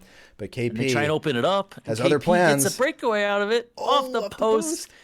And that's the risk, right? You need to come back. You need to create offense. Your D need to pinch. But every time you don't work, it doesn't work out, you're going to get countered on a breakaway. That's where you need Sully to stand tall. He didn't make the save on that one, but he was there ready. And I think he would have had that one if it was on net. Sully's going to come out. We've known for him ability to shoot, ability to make a pass. Slides that one just a little bit through the legs. It's going to come back on him. It might be offside, so it doesn't matter if he saves it or not, but could have been. Ooh, nice save in close there, though. And I know that one doesn't count, but for a goalie, maybe you can talk about this a little bit. Even getting a nice save like that when the game's not actually active can help get some of that confidence going. You don't want it to go through you. That's the big thing. If it goes through you and you realize that could have been a goal, if not for it, it really makes you feel, I don't know, just a certain knot in your stomach, as opposed to when you're on your game, you're never going to let that go through you. It's clockwork. Tony receives, has a little bit of a 3-on-1, honestly, across ice. What a pass. Here comes Paco. Paco again. He just scored from this spot. He scores again. Two goals for Paco, making it 3-0, 4-0. They are piling it on here, Dial. What a pass from Tony. He is player of the game so far for me. I mean, this is so impressive what he's doing right now. Meatsail floats this off the face-off, cutting in. They do get around him, but Quacky's got no speed, easily just able to clamp down. And here comes Otto, looking to make something look real fancy. Finds the cross ice. Paco again. Can he score a hat trick from three same spots? That one is grounded and saved He by lost it. Sully. Off the post, or sorry, through the crease essentially, and then Tony Flo collecting. He can probably backhand this to the middle. He wants to cut in, and that one is sealed off by Juice. Juice, despite it being 4-0, has still been good in this game. Here comes Guy. Cutting in, wants to make the backhand. What a move. Beautiful. I love that move, Dial. That move is so sick. It's so hard to cut in and put that on your backhand, huh? It is so hard. The angle is so tight. And you saw it there on the replay. If you're watching the stream with us right now, he had no space to work with for that. No room for errors. Both of those posts loom rather large, and USA gets one back on the board. But is it too little too late? They were trying to make it work with that face-off, and they really needed to if they wanted to come back and score 4 quickly here. That one's shot on, but again, just clear down the ice, and it eats up so much clock. It might even go for a breakaway as they try and just put it too wide. KP chipping that one backhand. Can't quite get it on net, but he will still get possession. Sears it through the crease, and Quacky collects, but he tries to make a little bit of a control play and loses it. Now here comes Otto, sending it cross ice. Sent back in, and this is just going to be maybe the story of the rest of the game. Board play up and down. Team Canada happy to just keep playing in the offensive zone here. This one's a physic puck, and it's just going to eat up more clock here. Yeah, that's really what Team Canada is trying to do now, is just kill the game. Although at this point, I believe the minimum amount of time it takes to score is 4 seconds for a realistic goal. So once you get down to this point, it's GG. But I think we all knew that anyway. Potential final chance for a shot. Just too far on the backhand. Get stuck between wanting to go to your backhand, wanting to go to your forehand. You kind of try and jump and get the control pass. There's a lot of just nuances like that are so frustrating when the pass. And it really makes it more impressive when teams and players do connect on a pass, that it just shows you all these failed passes is why it's so difficult, because you need to get it right on their swinging tape, essentially. Like, guys have specific areas where they want to shoot from. So when it's in the feet, it's a lot harder to adjust to that in time. Absolutely. All right. We will be right back with an interview with another member of the Canada team this time.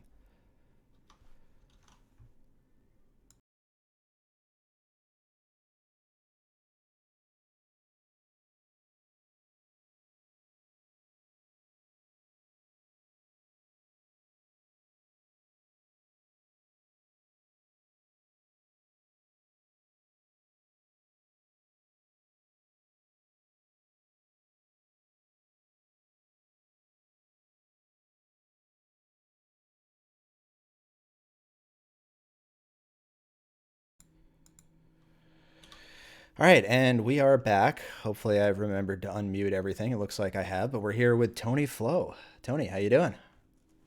Pretty good. Playing HQM, it's fun. Yeah, you made some interesting comments there at the end of this game. You planning on getting this wrapped up in 5? One way or the other. Fair enough. Must I feel think I'm gonna start good. playing a little crazy. Yeah. Must feel good coming off that game, though. I have to give you player of the game for that last one. If we're handing those out anyway, as you were really driving the offense that your team sorely needed and missed last game. How are you feeling? Are you feeling a bit more confident now? I'm feeling, yeah, I guess. Yeah, the offense was not there in the first game at all. That one was like, I don't know, smooth sailing. But I don't know. I didn't feel like I was driving the offense. I thought I was playing really good D. Honestly, I thought Yeah, I it was mean, you nuts were. on You defense. were. You were. I think you were great on both ends of the ice. But we got to give you credit for the 3 points that you got.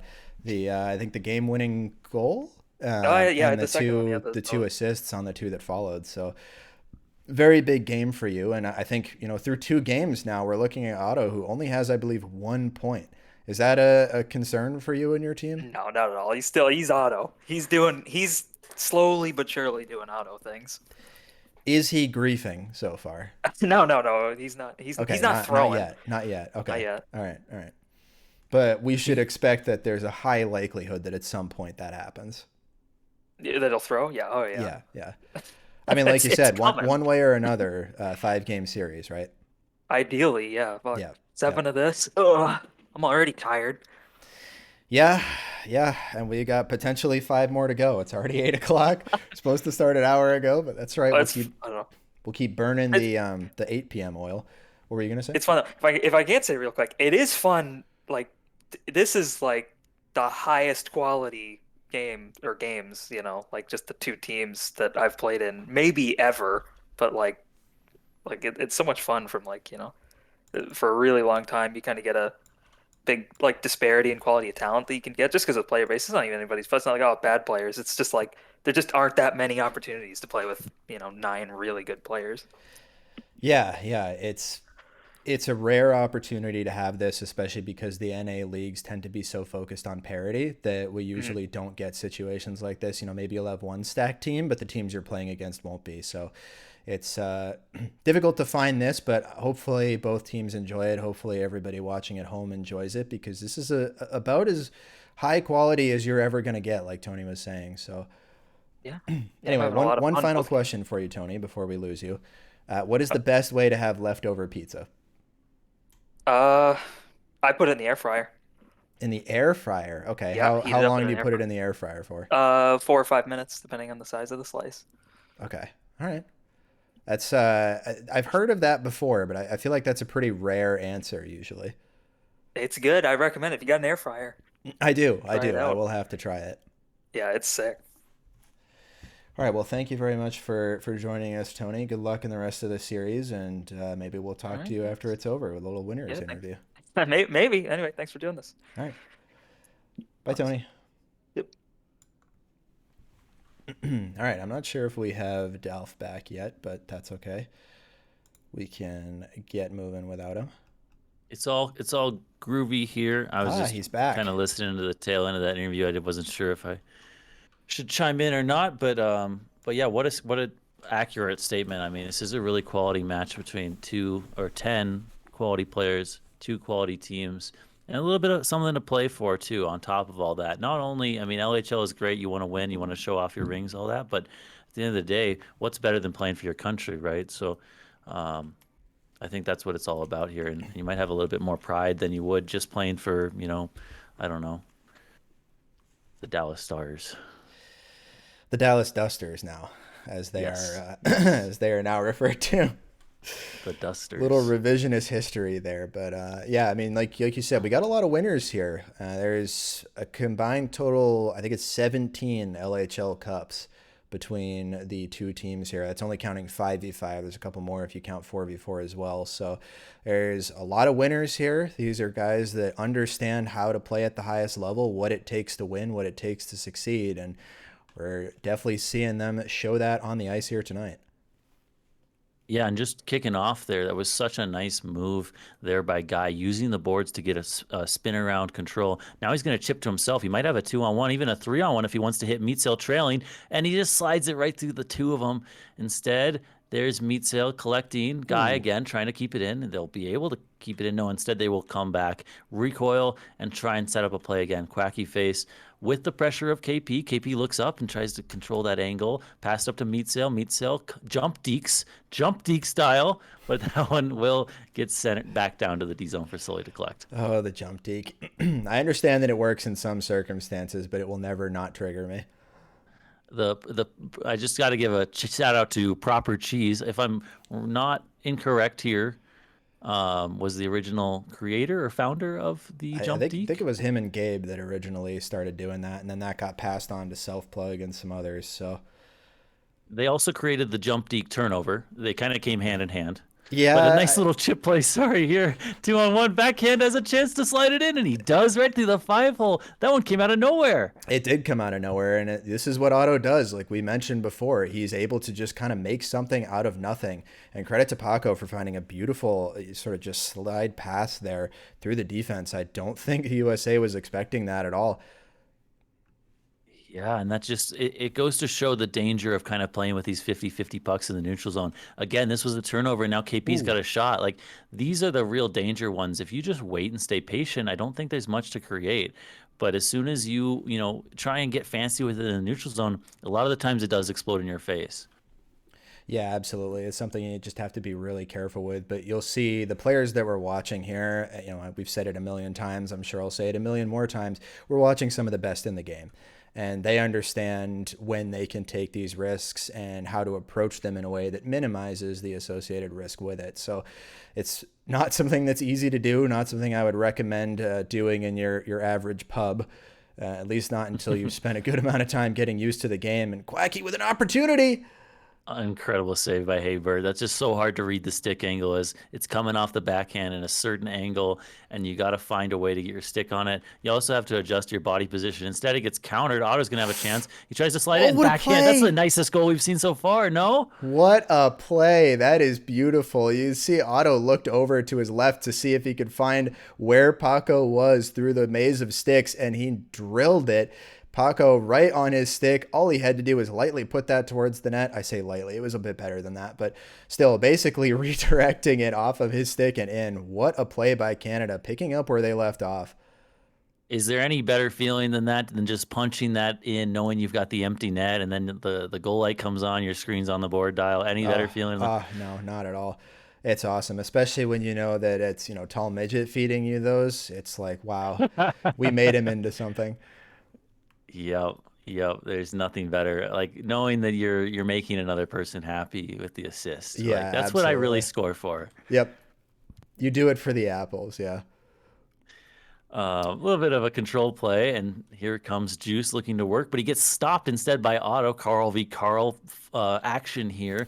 Cuts back, and Tony's going to collect. I think that was just a bit of a play, but then Tony gets the shot off, goes over. Slowly just watches that one go wide, but here's another shot. Ooh. That one he does need to get called to action, and he makes a nice little save, but they do retain possession, continue working.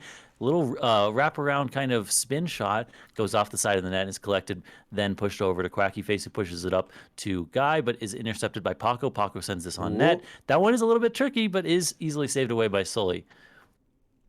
Can you talk about some of the more difficult positions that you have to be in? I mean, we saw one of them there with kind of a tumbling puck coming in, kind of tough to read the height of it.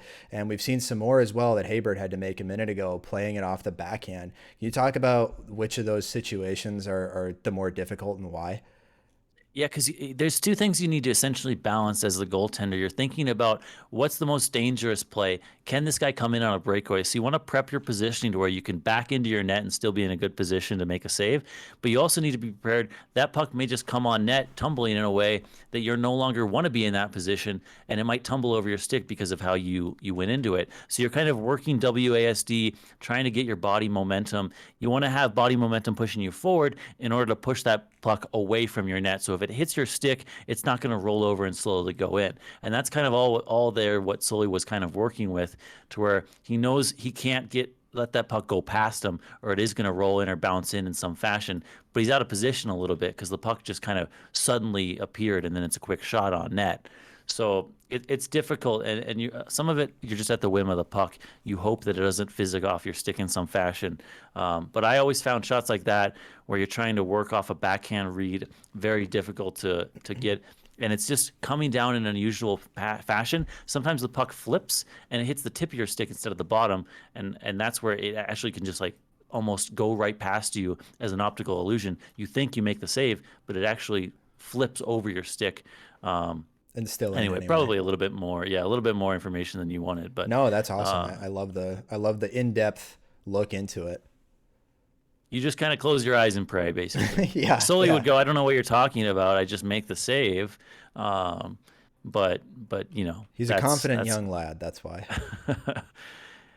back into the action, looking for a stretch pass, but just slides right past Quacky. So instead, Team Canada will get a chance at the controlled breakout here, working from the back of the net. They use the drop. That drop pass, originally patented by me. Just want to throw that out there, by the way, a little self plug. But it doesn't work out for them because they end up turning the puck over in the neutral zone. And instead, it does work out for them because now they find themselves on a breakaway. Otto on a breakaway, looking with a How? backhand, puts that one. Oh, it's saved. Was that going in or no? It looked like it wasn't going to go in, but it was kind of tough to tell from our angle. But I mean, you just got to ask how. Like, how does he keep getting away with it? How is Otto always in the right position at the right time? It is remarkable. And those ones where you're being back checked, he pushes it and he balances it, wanting to push it as far as you can, so your D can't quite, or the D can't quite swipe at it, but also not too far that you can't reach it anymore, and then either pull it back in for a shot or whatever. And it's so hard to balance that because the puck is always fighting you. Yeah, absolutely. And I don't know. I don't know. What more can you say, really? I mean, it's just remarkable the stuff that they are able to pull off here. Some of the times you have a stick in your screen, right? Not Yep. being stick and faced. Well, there's a little bit of a worrisome turnover, but instead Quacky Face gets bodied for it. I was just going to say you have the stick that's kind of coming across and you're worried about it swiping. But when you're on a breakaway, you have multiple guys back checking to you. So you might have a guy right on your back. So you're trying to protect the puck. Then all of a sudden someone hits you with like a right mouse button down hit. They propel you forward and you end up knocking you off the puck. Sometimes what Otto will do will he'll control it into like a boost, and then he uses the defenseman's body check as an advantage. And you actually see that in like real hockey all the time. Some of the best players, they'll take a cross check in the back and then just like parlay that into speed. And it's cool that you see these parallels between the game and the weird little first person PC game that we play. I'm curious your thought on this, and maybe we can touch on this in a moment, actually, while we have a possession here from Canada. Yeah, and it ends up getting countered just right over the stick of meat sail. If he could somehow, some way know that that was in the air, then he might have been able to lift his stick, but that's a maybe 5% probability reception. Instead, Otto almost receives on the line. Is that really outside? It looked close. I'm not 100% sure, but I don't know. Perhaps our textures that we're using aren't entirely correct. I heard there may have been a slight adjustment to the blue line, but Oh, you know what? Yeah, that was my bad. I think I have the older version, so I think that mine might might be. even be slightly outdated too. But I was curious on your opinion of this because I've always said that I think HQM is actually closer to roller hockey than it is to ice hockey. But I'm curious as somebody who's been around ice hockey way more than I have, if you have a different take on that. Because for me, with the lack of lateral movement and 5-on-5, and just with the physics of the puck in general, sometimes behaving not so much like a puck, it feels to me more like roller hockey. Yeah, that was just a nice save by Sully real quick. But yeah, I would agree with that. Like one of the things you see in ice hockey is just like the cutting of the ice and the ability to reverse, cut back real quickly and then build speed out of a corner very rapidly among like the elite players. Whereas with roller hockey, I haven't played roller hockey personally, but or at least much, but like in terms of you have speed, you can't exactly like stop on a dime quite as easily, dig into the ice and make a hockey stop as easily on rollerblades. So I would agree with that. And you see some of the same things. Like it takes a little bit of while to build speed. It's just a little bit stickier of a game compared to ice hockey where you can cut into the ice. But then the one thing with actually, yeah, like that's about it. I agree specifically with the skating and the momentum of the physics of the hockey or the skaters between the Yeah, two how the games. game is played anyway, like played out from a mechanical standpoint, I guess, is really my point. Yeah, I would agree with that. Um, but I think, oh, Ooh, there's a bit of a turnover that's really unlucky, and then it continues to bounce, so it ends up nullifying it. Could have been easy, a real good chance, but clearly something's up with this puck because now we just find it in the air, continuing to bounce, and Team Canada says, "I don't want anything to do with that. I'm going to send it up the boards." But Meat Sail instead, just a bit of a 50-50 there in terms of what could have happened, and then it ends up being offside, so nothing happens. But pressure's on here for Team USA. it's A definitely really good on. start to bring us back in a little bit.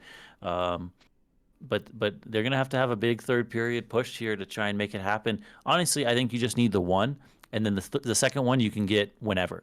Yeah. Um, but the goal would be to create one, Got to start and getting the then momentum, and guys got to be pretty thankful there that that puck was still spinning when he lost it at the blue line, or that probably would have been a third goal for Team Canada. So fortunate physics puck for Team USA does keep them in this one, but they definitely need to get that one off their back, get on the scoreboard, and get it going.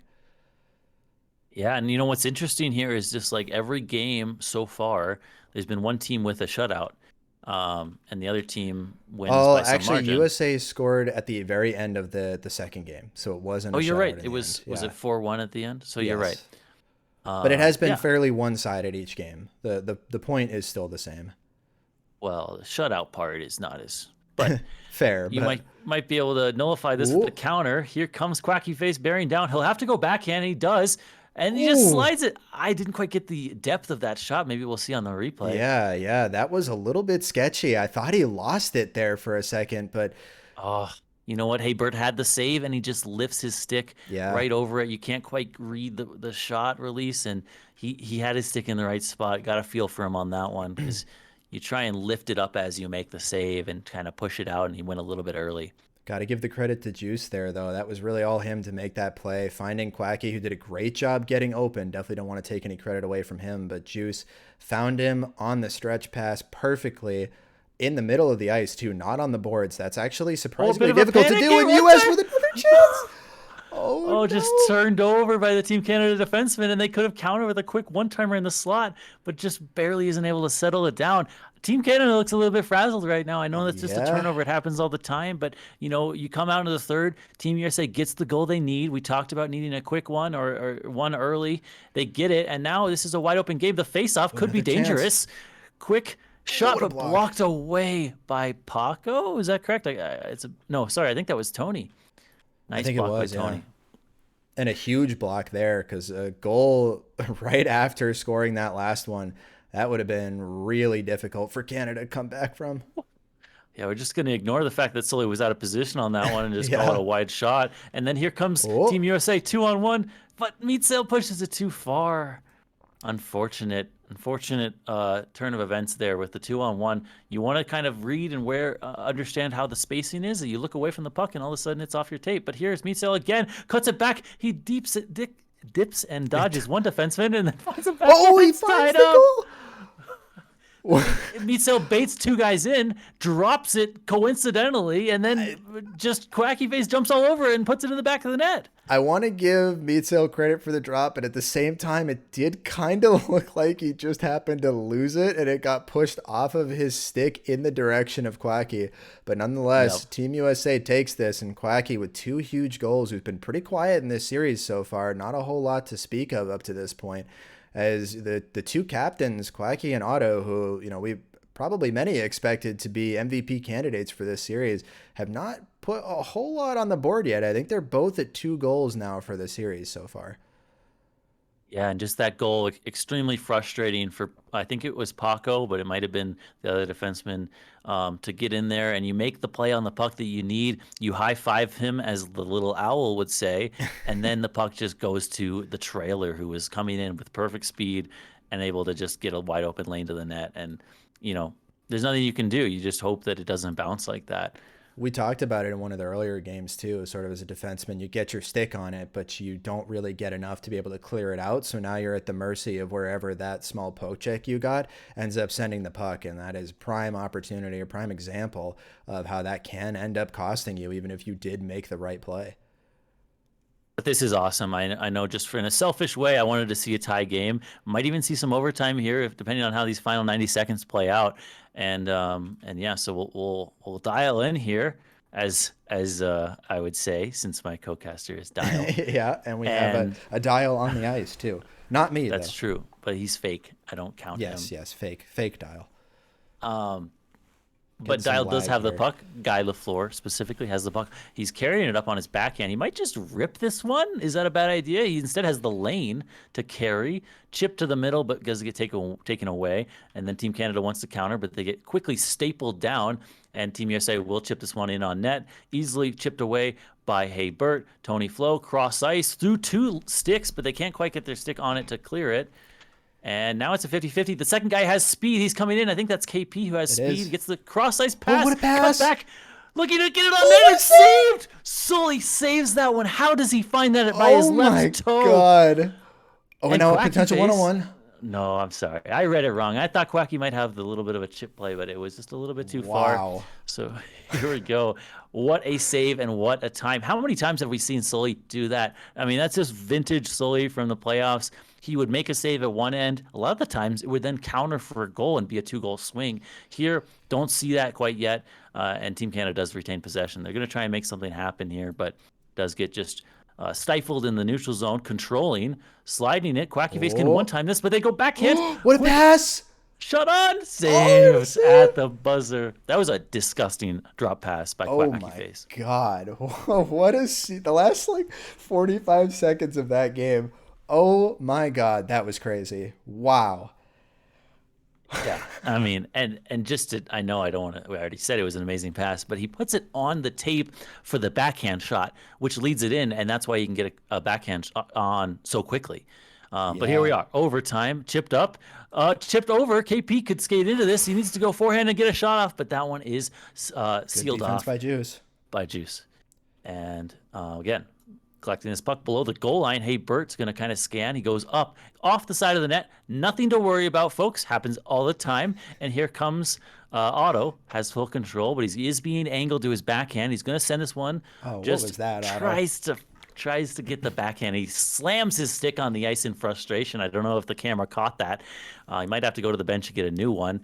And that one just gets tipped over to the side of the cage across to Meatsell, too far, but he will collect it. Looking to make a play, finds the centering pass, gets blocked away. Did you get who blocked that one? I thought maybe it was Otto. I did not see. Sorry, I was taking a drink trying to counteract my throat here and not cough all over the place in the stream. But another opportunity for Team US. Meatsell collects that one. He gets the shot off grounder. Rebounds laying there, but it gets cleared away there by Paco. And Paco now wants to play for offense. He's carrying it up. Finds Tony Flo wide open on the cross ice. Collects. Backhand shot on. Should be saved. Flips out of the zone, and that one's clear. And Tony's going to want that one back. He's definitely going to want that because he had a prime opportunity there on the backhand. Well, Paco's going to want it back. Maybe he won't pass over to that side anymore. These guys are whiffing backhands left and right. Paco's just frustrated, I bet. Here, Paco needs to come up with a defensive play, but it just gets pushed a little bit too far. And this one, it's kind of close. They might be able to reach in. It gets bodied to the ground. Meatsell takes the worst of it, but he makes the play he needs. Now he might have a wrap, taps it again. Oh my God! Crossbar. That was a double doinker, Dial. Oh my God. What a sequence and what this talent. Is 2-1. Here we go. Juice. Oh, what Juice a play. stops the 2-1. And this one's going to be offside. They tag up. They get it on net. Cleared hard off the glass. Bouncing into the slot. And then carried, but just too far for Quacky. He just couldn't quite pull that one backhand to forehand to backhand. Instead, it's Canada collecting, scanning, carrying the F1 across, then goes up. Tony Flo receives through the neutral zone. And now continuing to carry. Guy needs to come up with a defensive play, and he does. Meatsell now. Meatsell wants to make the quick counter. He beats his first forechecker. He comes in. The second guy feels he needs to pull an Austin stick check, so he skates away. He takes the shot, and that one's just headed towards the post, so easily sifted away by Haybert. Now this one, plenty of time for KP. Pushes it up the middle. He's got Otto. Otto receives on the backhand. Wants to cut. What a backhand. move! Shoots it just off the side of the net. Otto still has it, still working, but then he whiffs it, and that one is taken away. Another backhander for Canada that they could not put home. That seems to be a trend. Here comes Team USA pushing into the corner, cleared up the ice, and now they can counter. Team Canada can counter, that is. Carrying, finding the pass cross ice. He's got a bit of a space to work with. He can get the shot up, but he chooses to drop to his D part. D shoots and saved by Sully. This is a narrow game, and they're just going to take some of the pressure off this game. This is insane. And this is exactly what we were hoping to see, ladies and gentlemen. This is truly the peak of what you can get out of this game. It is incredible. The talent and the skill that it takes to do what these guys are doing. And you can see, I mean, just a little bit of rust on the first two games. These guys are oiled up, and now they're ready to go hitting these passes. That one gets called for offside, but it was a really nice entry. They go up the side, east-west, then into the zone. To break it, you go with the high release, hits your D partner for a quick point shot. That's what they want to draw up here. So Here they come. Makes the body on the F1. Now Juice can get a shot off. He takes it, and that one just goes He in. just beats Hebert. Oh no! Look at this. Look at this body by a guy. Guy comes across, chips KP on the forecheck, and then he's got a whole lane. He just beats him. Oh my goodness! What a play! Wow. And Juice That one is so hard. just taking the shot. I mean, that's heartbreaking for Canada. I mean, they have, only down 2-1. There's plenty of time left to come up with that, but that game was there for them. And wow, that is something else. Oh my goodness. And you got to feel for Hebert there. He just barely misread the height that was coming in on. And unfortunately, that's what you get. But ladies and gentlemen, we will be right back with an interview, and then we will be getting into game 4. Gotta be so.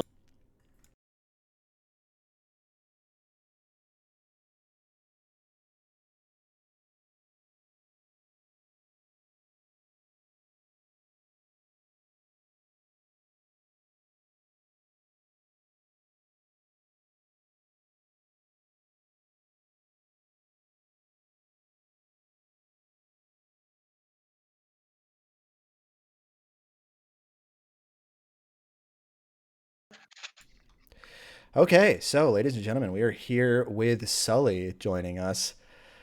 Oh, man. Sully, you made a save at the very end of that game in regulation, third period, coming down a really quality chance, and can you take me through that save? I don't know if you remember it exactly.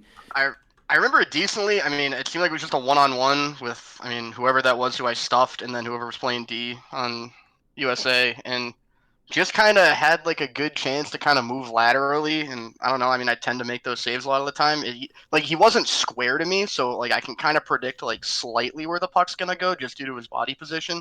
And I mean, I tossed my stick there and it worked clearly. So kind of breathing a sigh of relief right now. It ended up being along the ice, the shot. Like, how do you react? You just see it on the ice, or do you anticipate that it might be on the ice and then adjust up to that, or do you adjust down? Um, it kind of has to do with like the way his stick's angled. I mean, I kind of know like whenever you try and do like a weird scoop shot like that, I mean, you can kind of, I mean, it's a lot of reactions to be honest, because I mean, you don't know if it's gonna like physic downward and then pop back up, or if it's gonna just stay along the ice. It was a 50-50 shot, and I kind of guessed right. I mean, that was a tough one, if I'm being honest. That was a damn good shot, but stick got there, and it's all that matters at the end of the day. But yeah, it's pretty nerve-wracking to say the least. Yeah, you were definitely the hero in that game, and bailing your team out. I mean, you wouldn't really have a chance to come back and tie that with 30 seconds left. So that one was the difference maker. And then in overtime, both teams had a quality of chances and ended up coming on top there with the backhand. In your team, like how did that communication go on the game-winning goal? I know you're the goalie, you're kind of see that in front of you, but the F1 comes and hits, and like the body to create the lane for the Yeah. long shot. Was that communicated, or how'd that go? I mean, a little bit. I mean, there's always the standard, just kind of like, you have space, you're free. And, Juice literally said, and I quote, watch this, and then just backhanded it right in. So, I mean, he knew what was going on. He knew he could get it on net.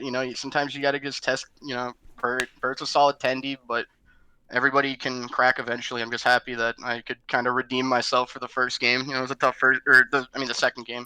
It's a tough second game for me. I think you've certainly redeemed yourself, and that is classic Juice, exactly what we expect from somebody like him. Before we let you go, best way to have leftover pizza?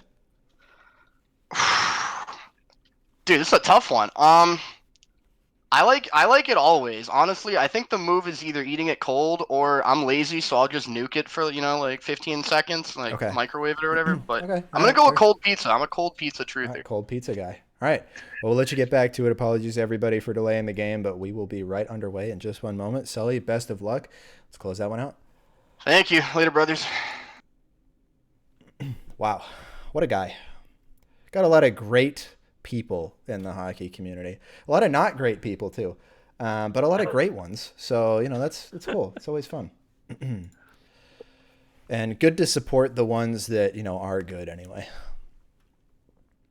Amongst the, casual racists here and there, which thankfully most of them don't really play the game anymore. So that's good.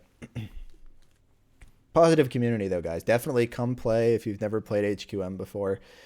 You can type exclamation point HQM, I believe it is, in the chat. You'll get a little link there to join the Discord where you can find out more about the game and about the community.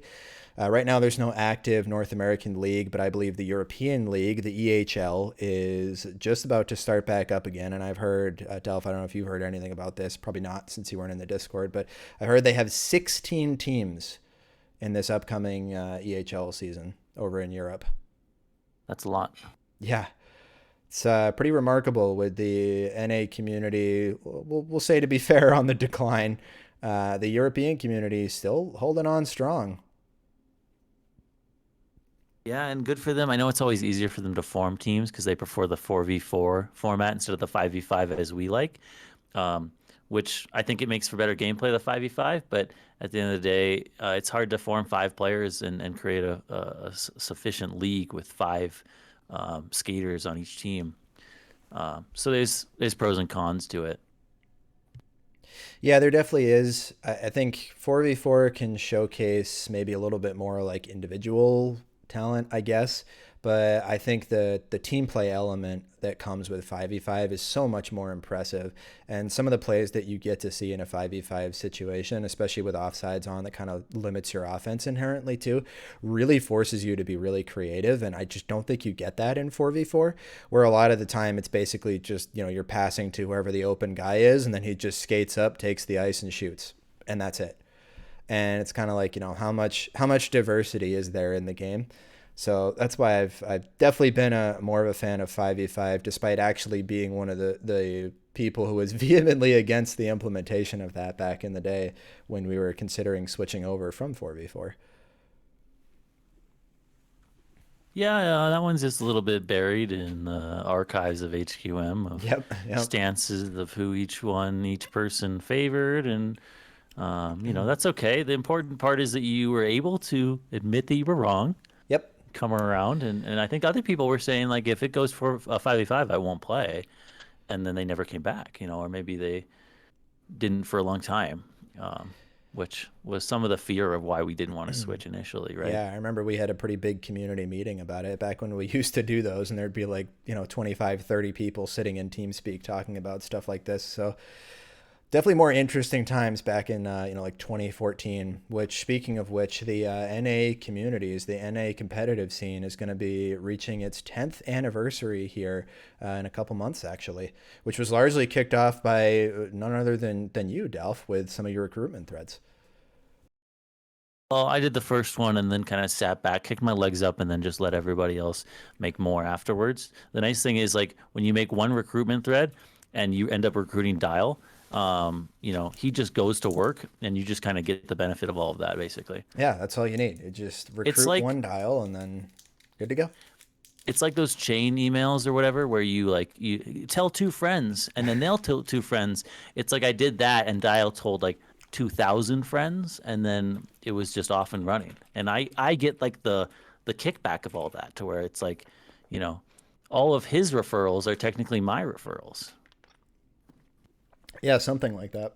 That's for sure.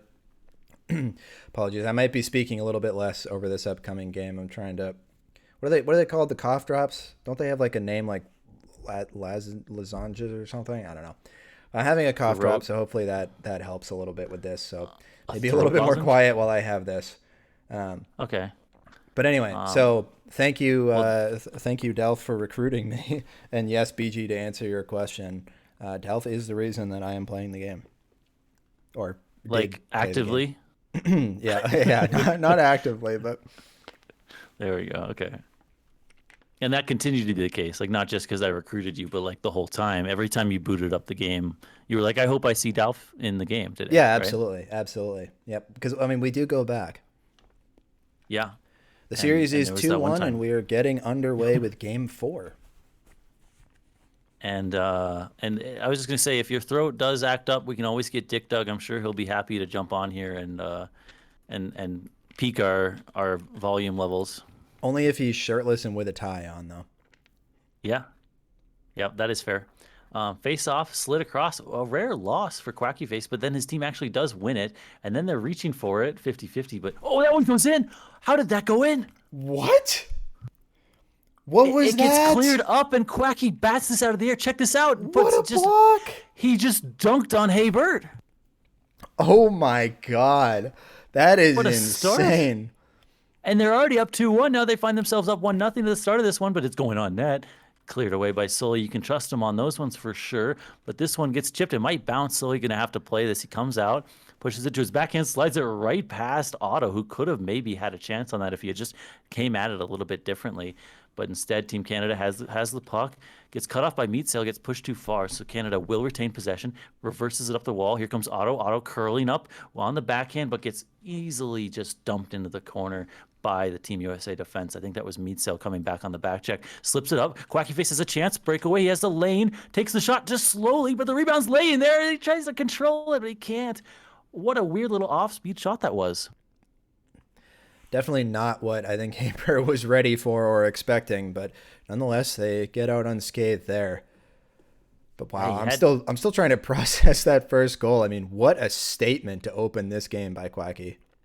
That one, I've been there for Haybert in terms of you just try and clear it up. You think there's no chance to be able to bank, get your stick on it and keep it in, but he just finds a way. And then they get another chance, blocked by I believe that was Guy who got his stick on that one. Yeah, it looked like it was Guy. But then Guy. Received another shot, and that one has to be Haybert has to be aware. Oh but no! The rebound, does he run into his own goalie? The trajectory of the defense. I can't tell what happened there.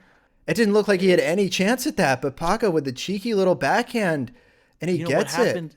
Juice couldn't see it once it went behind the net. He thought it was going to bounce off the post, so he slowed down, but he needed to keep skating straight, so then it ends up just being a tie game because he can't quite get the clear.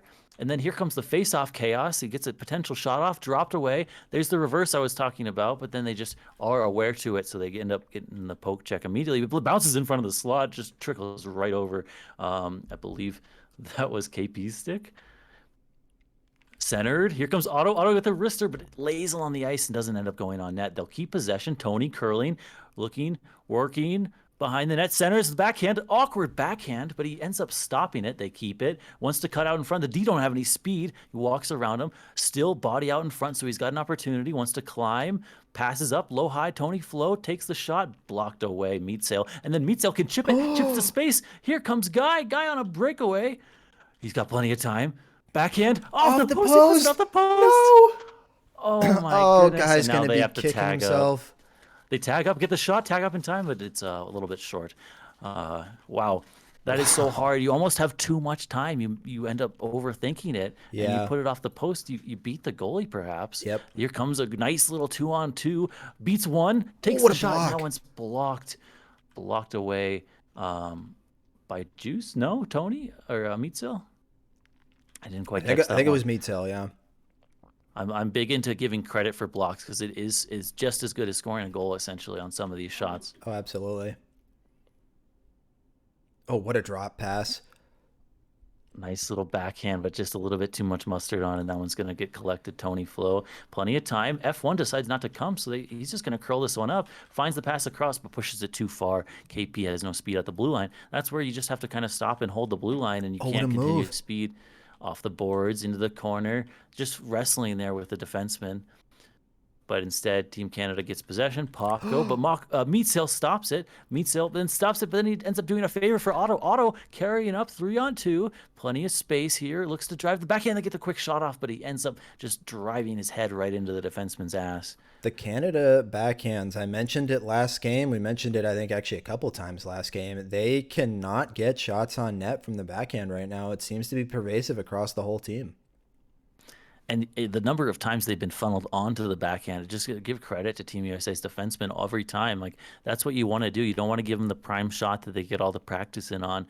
Force them to the backhand. It's no surprise that they miss the net, right? Or end up getting an easier shot to save. Absolutely. And again, for those who don't play the game or don't maybe know it as well, the backhand shots are considerably more difficult because of the positioning of the stick on your body. A lot of the times, depending on your FOV, a backhand shot can even take your stick and the puck off your screen entirely. So it makes it really challenging to actually get a good quality backhand shot off. It's especially difficult to get some lift on the backhand without having to tilt your stick up a little bit more. So you wind up seeing a lot more backhand shots that go kind of over the net or a little bit too high because you have to use a little bit more angle than you typically would on the forehand to get the same opportunity to score. Yeah, and so just while we were getting caught up on that, or to get caught up on that, Meatstill had a really nice chance one-on-one with KP. KP won the stick battle one-on-one. It goes the other way. They get another one-on-one. I didn't quite get the two players that were involved on that one, but defense prevails again, and it ends up getting basically crossed out. But two chances for both teams, and if you win that 1v1 defensive battle, you basically get a one-on-one with the goalie, and both of them were snuffed out by the defense. Really well played and just great team defense. And that's one of the big things that I find the most impressive about all of these guys on the ice, all 8 of the skaters. They're able to backcheck and play well defensively. And I admire that mostly because that's something I was never capable of doing. So, it's impressive to be as dominant as they are on both ends. And it gives you a lot of flexibility too, a lot of rotation ability. It allows your defensemen to step up into the play and actually contribute in ways that they potentially couldn't otherwise. So it's really, really big to be able to have that. Yeah, and so just right there, really nice team play by Canada. They connect on one or two, three passes out to get into the offensive zone, reverse it, and then find the backhand like spinorama. Meatsail seals it off, keeps it from going cross ice. Otherwise, Team Canada had a guy wide open sitting in the slot, ready to take a shot on that one. So that one again, defense coming up big here, and they find the outlet pass up to Meatsail. Meatsail ends up just tipping it off the heel of his stick, so it's going to go too far. Team Canada ready to counter, goes through. They kind of awkward handoff. They don't know who's going to take it, but then they make a decision. Otto cutting the backhand, he beats one, but there's the body combination of body and stick checking that ends up finding a way to clear that one back down. Bit of an awkward pass, or not it was a good pass, but it's always hard when you're doing such a short range pass like that from goalie to defenseman. Connect on it, but it goes through the pass intended for Kilpessel, goes through him, so Guy will collect in the D zone. Working out of the corner, finds Quacky up, but immediately clamped down there by Tony Flo. Tony wants to reverse it through Quacky, connects. He hits Otto. Now Otto working through the back of a defender. Meatsail again, really good defense by Meatsail this period, making two really big stops. And Sully will then rim this one around. Guy with a chance to make a play, has time to collect this off the boards, walks around, banks it maybe to himself, maybe to the enemy. Here comes Juice. I'm sorry, that was Otto. And then that one gets cleared down. So no worse for wear in the end. This one comes up, physic puck right through the slot, and they're going to try and parlay this into a bit of a rush. They find Paco on the weak side. Paco carrying up. He's got an opportunity, but tries to slide it back across. And there is the Team USA, two back-checking forwards ready to take care of that one. And then tried to clear up the ice. Ends up getting stopped on the dime. KP stops it for Quacky, so Quacky's going to have an opportunity. Spinning puck, or spinning stick check, if you will. Gets cleared, and then ended up running into each other. Otto finds the cutback, tries a second cutback, but he gets stopped himself. Now they're going the other way. Team USA with the puck. Wants to find the entry. They try and slide it across, but it gets poked into the corner. Back and forth action here, but can't quite break through. It's amazing how good both teams are at being able to make contact with these passes in the air. The majority of these passes are excellent, but are getting tipped out of the air or misdirected. And again, just so hard to do that. Takes so much talent and hand-eye coordination, and yet these players just make it look easy. Yeah, and that one could have been offside tag up, but KP elected not to touch it. So they end up getting an opportunity. This might get countered. KP might regret his decision because here comes the shot on net, saved, bailed out by Haybert. Again, should have probably just tagged that one up. And then prior to that, KP had a bit of an opportunity. He went into the puck, or went into the corner for the puck, but he was fighting Sully for it, won the puck, and then he realized he was one-on-one with the goalie who he was fighting the puck for. So he tried to just send it on net, ends up missing and hitting the post instead. Really unfortunate, but it just goes to show the intelligence of the player to realize what's happening, how he maybe has an empty net to shoot at. Yeah, it's really easy to lose track of a lot of those small details when you're having to focus on, things like maintaining possession of the puck, not being able to, just press a button that says, oh, deke this person, oh, pass, over here, oh, take a shot, right? You have to do all of those. So it's really about learning all of the small nuances there that allow you to not have to focus on those anymore and be able to focus on the larger, macro play as a result. Exactly, and that's what gives it more of the feel of, because you're, what would you call? Well, never Oh mind, because there's a man. body check instantly into a breakaway meat sail, working one-on-one, Oh, what a finds another save! 5-hole, and that one just gets clamped down by Habert, closes the legs at the last second to take care of that one. I mean, you couldn't ask for a better chance than that. And so he's And going to send this Meatsill one in. did that all himself too. Stripped the puck away, made some great moves, awesome stick handling there. His level of control with the puck is remarkable, but potentially a chance for Canada here right at the end. Solely, I mean, this guy's not going to get beat on a shot from distance, it seems like, and that's what makes it so hard to create offense. If you need to be in tight against them, the one goal was the backdoor. The one that is memorable to me is the backdoor tap in on the backhand. Like, he's saving everything that he can see right now. And then just to pile on that, Meat Sail, like we were talking about his defensive virtues, like you said on that one, he bodies the guy with the puck, steals the puck, and creates a breakaway for himself. Just can't quite get it over the goalie's stick on the 5-hole try. But we'll see. We'll just continue to monitor whether he can be the difference maker, because he's doing it all on the ice right now. That time he actually cuts away from the puck, and here comes Otto looking to work, looking to make something happen, gets the grounder, but the rebound just trickles past Paco. Kept in. Otto might have a freaking chance on this. He's reaching for it, battling for it, forces the Can rim Tony around. keep it in? He does. Otto fighting, takes a hit, but keeps the puck. But then it just gets stripped. Quacky face collecting. He's going to settle this Great one back down. check there from But he Quacky. drops it. That's taken away instantly. Oh, Back no, on the no. offensive team. Canada wants to shoot. And Oh, what an again, angle! Turned over and instantly punished. He just picks this up, and this is what he sees, right? Like, watch this. This is the Look shot at the angle that he angle. has, and he beats him. Wow. And unfortunate there for Quacky, who made a great play defensively and then unfortunately just not able to follow up as he tries to clear that out, doesn't get enough on it, and Otto, like a shark to blood in the water, sniffs it out, finds it, and rips that home at an incredibly tight angle. And then that one's going to get laid there, right? Oh, Immediately Paco, cut what a back. move. Paco, but how did that roll off his stick? He had a chance. I think and Meatsill this got a one- piece of it. It's just another good opportunity coming the other way. They're just trying to keep themselves Meatsill on their again. skates. Shot. Oh, what a and bar shot! down. Okay, Oh so my watch this. God. He takes a hit from his teammate. Quacky pushes him into the puck to keep speed, and then he rips it into the corner of the net. Wow. Like, That is crazy. And that is top far corner of the net, too. You do not get a better shot than that. And he didn't have time to line that one up either. He was control sliding straight into that and had to basically just one-time it from as soon as he picked it up. What a player. yeah. And here walks around one. Quacky face needs to walk around Paco, and Paco won't let that happen. Clamps down on that one fairly easily, and then they're ready to go on the attack. Here's Otto cutting back. Should be able to skate in this one is KP. KP then finds the reversal, skating into that one through the legs. Who's going to come up with his puck? Off the boards. Chip again. Cut back. Finds a cross-ice tap, but that one just Ooh. can't quite keep speed at the blue line. He has to press control because he's going to go offside. Yeah, it's not really much that he could have done there. And there was another defenseman behind him, too, if the puck did manage to get through to him. So I don't think really a whole lot was going to come of that. But like you said, with But that offside, one- kind of tough to Look at make a that. whole lot of that.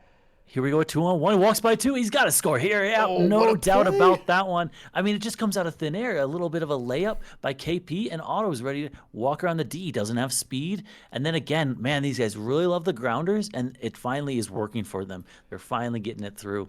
And that was a perfect play in terms of getting across the blue line right when the puck showed up there. Otto did a great job at not jumping a little bit too early and getting the potential offside warning there. So remarkable stuff by them, and a great pass by KP too to set that up.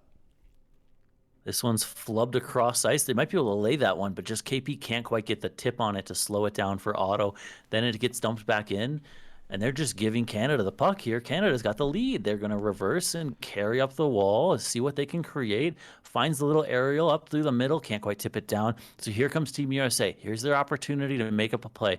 They can go and collect this off the wall, get forechecked, but here up the corner, or up out of the corner, and then that just goes right over Quacky's stick, and It's going to be then recoiled again by Canada. They've got control. Going to just try and eat as much of this clock as they can, carrying up Otto. Otto might have eyes for more, but he ends up just getting cleared into the zone by the good defending of Juice. Here comes Guy. Guy up the boards to Quacky, but Quacky immediately gets cut down. That's just a great read, but at the same time, it's kind of elementary. The second you see that puck gets released, you know you have a clear lane to pinch, and that puck is yours. Fortunately, they do still retain possession, but that one's just a bit of a miscommunication. Juice goes up the wall, Mitzel releases off the wall, so then the puck just gets dumped in. Here comes Otto, sends it up right through the middle, stretch pass. Can Juice counter? Juice lays it up for Mitzel, cross ice to Quacky. Quacky receives, but he pushes it a little bit too far. Going to chase in after this one. Have to imagine Team Canada will get there first. They do. Will they reverse, or will they just try and keep it simple and clear the zone? They clear the zone up to Tony. Tony can receive. Tony finds What the a middle of the pass. pass. KP connects to KP, but that one's just stamped down by Guy. Guy can counter, but he gets stopped himself. Then here comes Otto. Otto wants to make it a 2-goal lead. He finds it, and he shoots and scores. And gets the hat trick, too. And there's the insurance goal that they need. Now they can really focus on just dumping it, killing as much time as possible, and they should be able to wrap this one up. I just felt like whoever came out of that 50-50, it was a back and forth 2-on-1 versus 2-on-1. Game was wide open. Whoever was going to get that was going to score, ends up being the team who already had the lead. They can try and counter. They get the shot off, but there is Haber ready to save that one. And then ripped around, blocked again. KP can lay this for his teammate. He does, but they're just ready to just dump it in and take care of business. That one may be in the books here as Team Canada is ready to take this one home. Tipped into the corner. Yeah, take it away, Dial. Yeah, losing possession there at the end, that was really their last opportunity for it. Sully trying to make something out of nothing, but not a whole lot he could do. And with that, we are going to be at the end of Game 4. The series tied 2-2 as the teams have traded back and forth. One win to US, one win to Canada, one win to US, and now one win to Canada. So remarkable stuff here, and we're going to be back in just a moment with an interview with one of the Team Canada members. Be right back.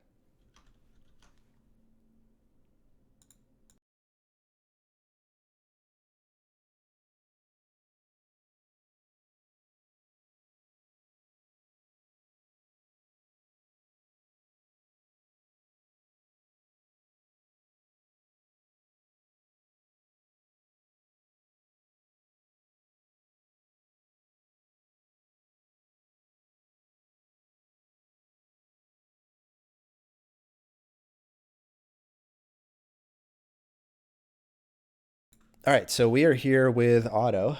Hello, Otto. You're now actually on stream. Nobody could hear anything you were saying a minute ago, where he was just saying how awesome it is to be hanging out with Delph and I. Isn't that right, Delph? Yeah, I think he did say that. He was like, Yeah. I'm really thrilled to have gotten dragged in here. I wanted to score the hat trick so I would get on the show. Yeah, that's exactly what he said. And I think he also said that the two of us are the best players of all time, right? Best I'm in the North fucking American U.S. players. secret agent waiting room right now. Oh, Like, is that what it is? that's what it feels like. Look, tell us about how that game went. I mean, you started off the night a little slow, I think it's fair to say, games 1 and 2. But you started to pop off a bit here, especially in that last game, getting a hat trick, your first one of the series. You feeling a little bit more into it, a little more comfortable? I think the U.S. had a bit of an advantage because they scrimmed the one game before, but I think it took us a bit to really gel because we've never played together at all. So, And that's fair. Is it? Do you blame KP at all for showing up late? Is that at all part of the reason why you guys started a little slow? Yeah, KP is entirely default. He took fucking forever. He was half asleep, and he was not prepared whatsoever. But he fucked our rhythm up a little bit. I won't lie. Yeah, that's fair. That's fair. Through 4 games, are you satisfied with the team that you chose?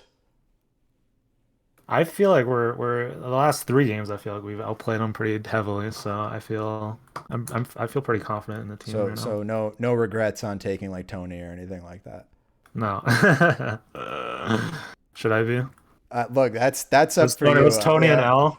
Look, that's up for you to Matt decide, instead? right? Okay, I'm just I'm dropping a little nugget there. Let you do with it what you will. But all right, we won't take as long with you as we did with Sully. We'll let you get back. I just have Oh, go One ahead. final question. I just have been kind of noting the shot selection of you, some of your teammates, and even some of the guys on the other team. A lot of the shots have been grounders. So my question for you is, why do you hate goalies? I love goalies. I love scoring on goalies. I love talking to goalies, shit talking them. I love goalies. Who's your That's a favorite goalie misconception. to shit talk? I feel like Sully probably gets the maddest. So Okay, that's fair. I would say Sully's the easiest to shit talk. And Kiwi, but that's just Kiwi. He's not even a goalie anymore. But So once you've scored a few times on the ground against them, are you going to then go up, or are you going to continue to just dunk on them? Like, what's the thought process there? I think I feel like grounders are safe. It's hard to miss a grounder. I feel like I think you're guaranteed a shot on goal. And Don't tell against that to someone like Guy. Sully, Guy hit the post on the breakaway on the one there. Holy So, shit! To be honest, I would have forfeited the fucking game at that point. That was embarrassing. I mean, we've all been there, right? So we'll give him a little bit of leeway. He's a great player. All right, final question for you before we send you back. What's the best way to have leftover pizza? Cold. Cold. Okay. That's what I thought you were going to say. Because that is the absolute laziest way of doing it. So, Call me like. yeah. Okay, who was the one that showed up on time? All right. Well, that's true. That's true. You did show up on time. I'll give you that. All right, Otto. We will maybe talk to you later if you guys win the series. If not, best of luck the rest of the way. No, I want Paco interviewed next. See ya. I think we did him already, didn't we? Yeah, Wasn't Paco the first one we did? from Team Canada, yeah. Yeah, I think we've done. Oh Or no, maybe it was Paco. Paco was before the games, wasn't he? No, that was Sully. We did Sully 'Cause and we wanted Paco to mess- before the games. Oh, Because Oh, I yeah. think we did Tony for the first win, and then we did Otto for the second win. So yeah, we have not spoken to Paco yet. So Paco, KP, Haybert on the table if Canada wins this next game, and for the U.S. we have not spoken to Quacky, Meat, or Guy. that's okay. So hopefully we get to well, I say hopefully. I don't know if I'll be able to make it through. It'll be a test of endurance, that's for sure. But maybe we'll be able to get to that game 7 and get to talk to as many people as possible.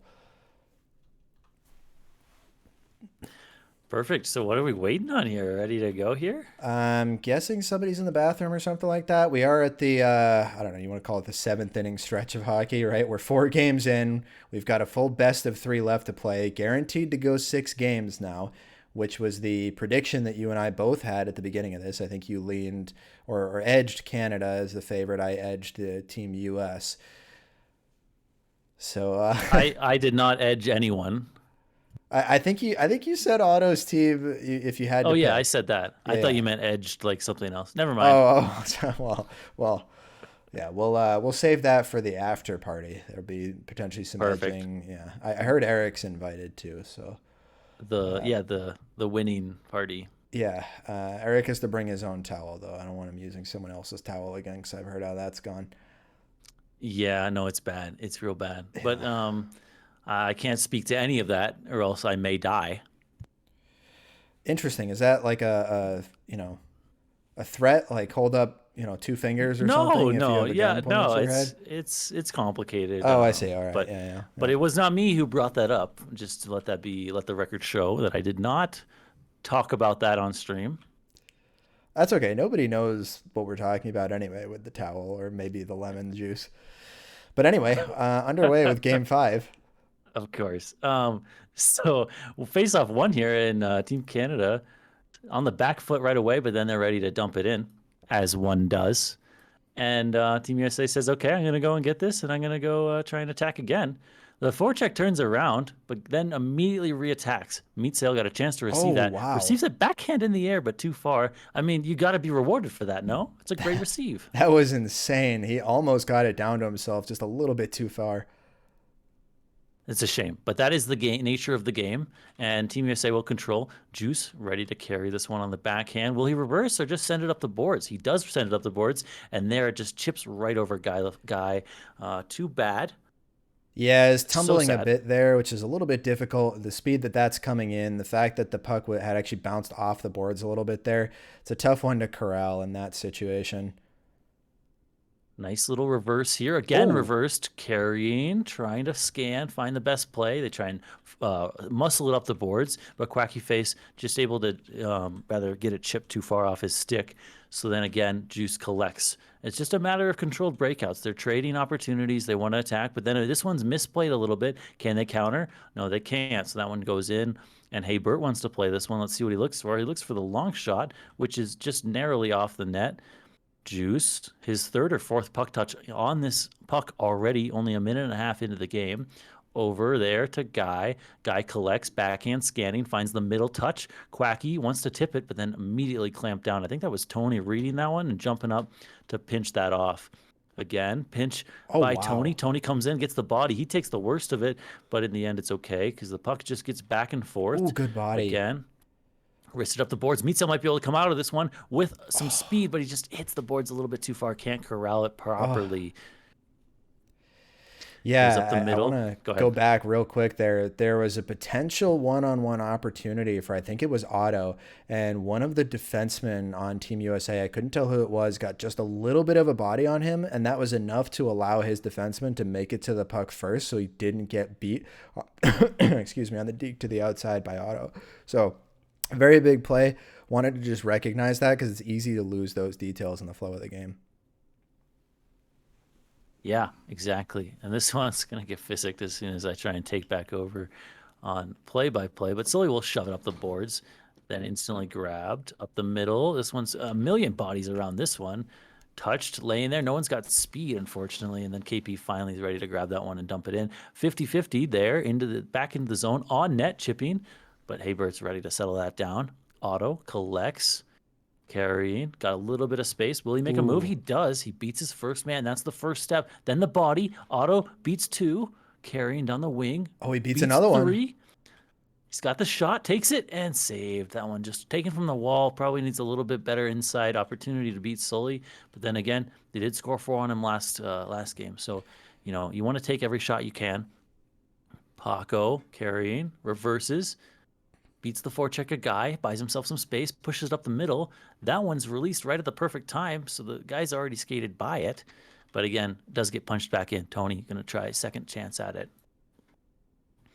Looking, for the stretch. finding right up the middle, but just a little bit too far for KP. You see these guys looping, and they're trying to get their timing down perfectly to where they can break away from their D coverage, but also receive the puck before the blue line. Yeah, it's a fine line you have to walk there, and it's a difficult one, especially with how well these teams are playing positionally. It's really difficult to find a guy that is open with enough space that he's actually going to be able to receive it and do something with it afterwards, which is the important part. Some of these passes are connecting to the intended target, but then the defenseman is all over them. It's a little potential arcing shot on the backhand there. Almost made that in on Sully. But then it's turned over. Here comes Quacky, but just pushes it too far. Can they counter? Perhaps, but then it's a fight for body position, and then it does get sent back in. That play just before was really nice. A lot of the times they'll try and catch a puck in the neutral zone, like this, for example, and then they look for the cross ice.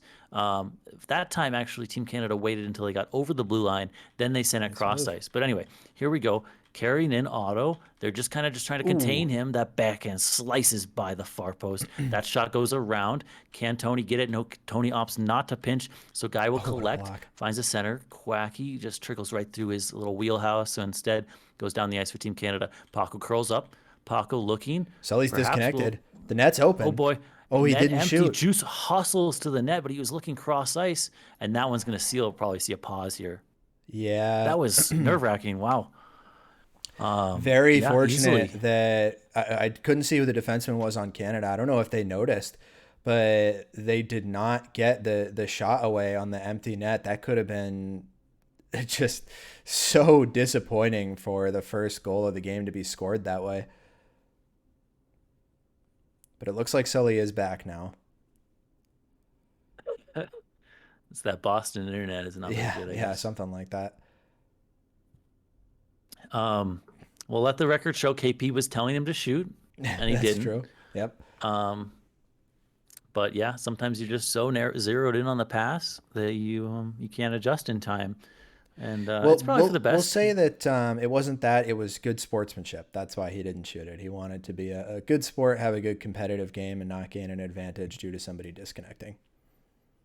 Yeah, That's let's go definitely with it, that. right? Yeah, we'll go with that. We'll give them the benefit of the doubt. Well, I was hoping that Sully would stay disconnected and then I could jump in and be the hero, but that's okay. We're back underway here. The alumni And game, don't worry. We'll be there for that.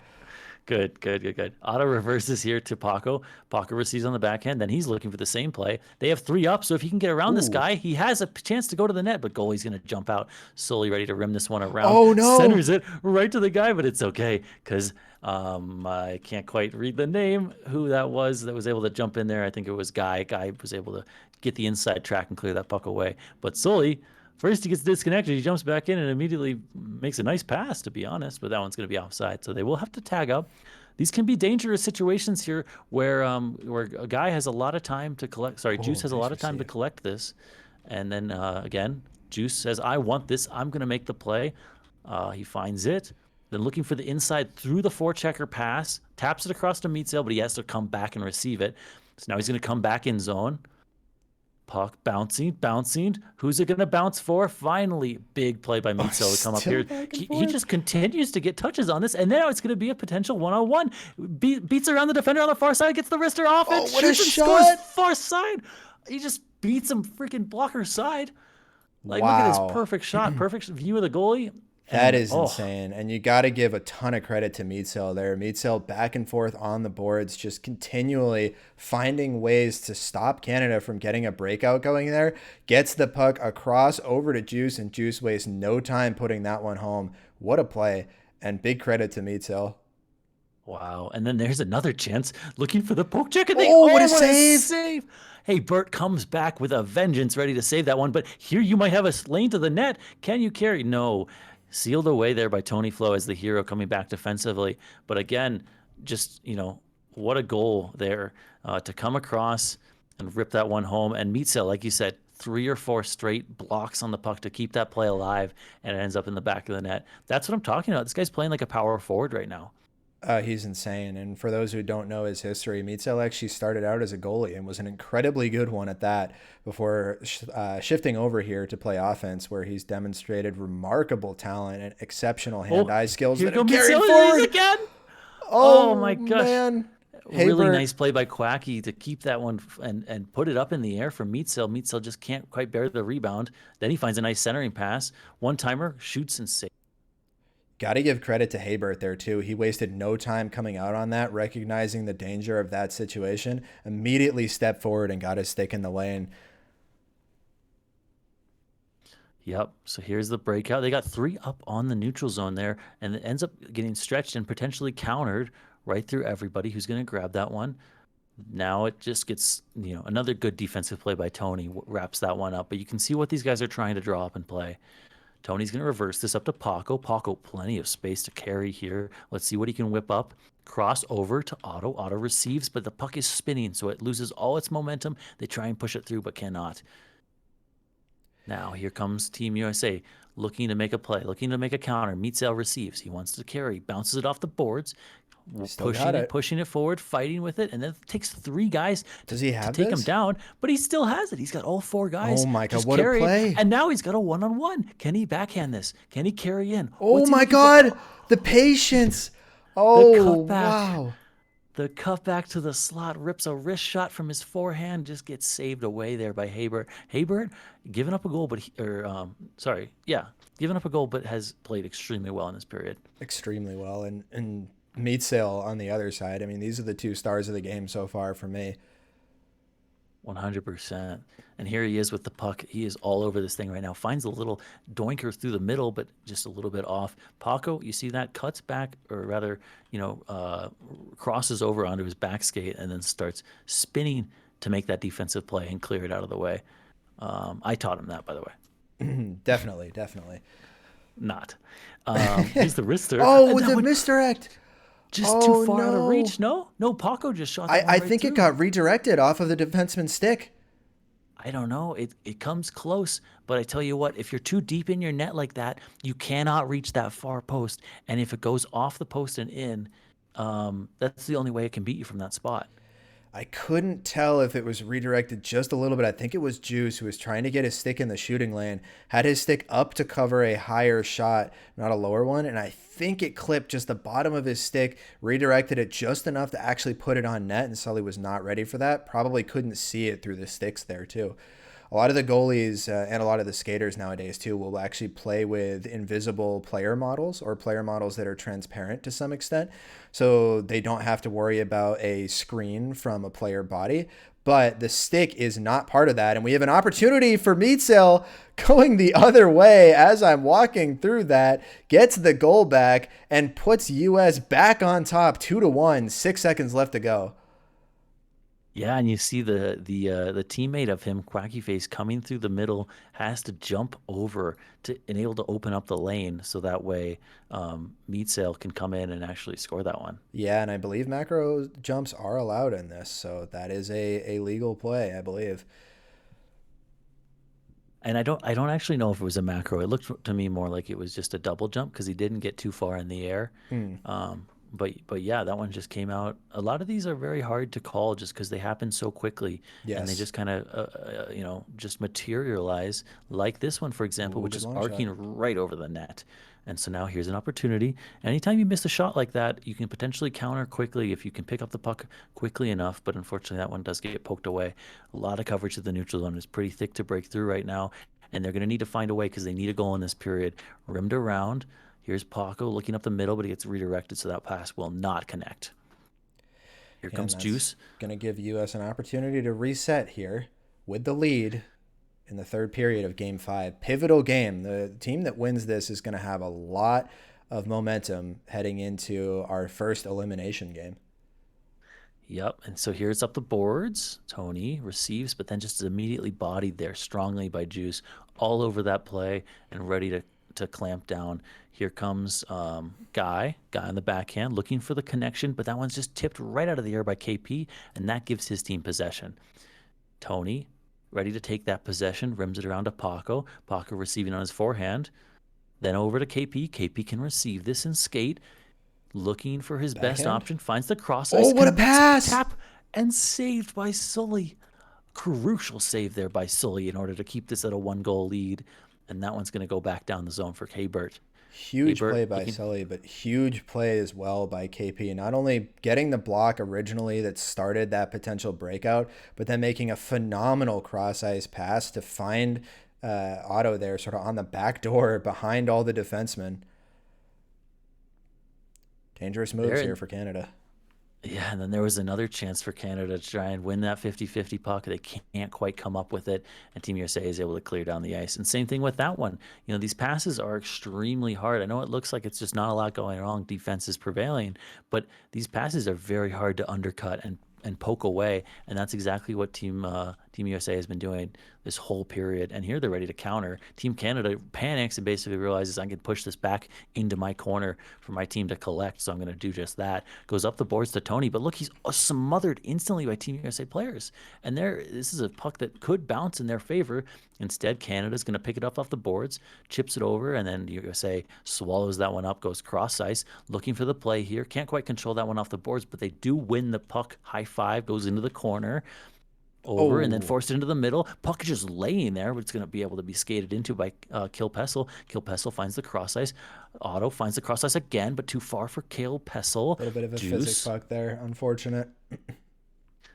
Juice cuts back on KP. He beats him. What can he do here? What can he find? Finds the cross ice. Too far, possibly. And Paco will collect that one. Paco reverses up the wall.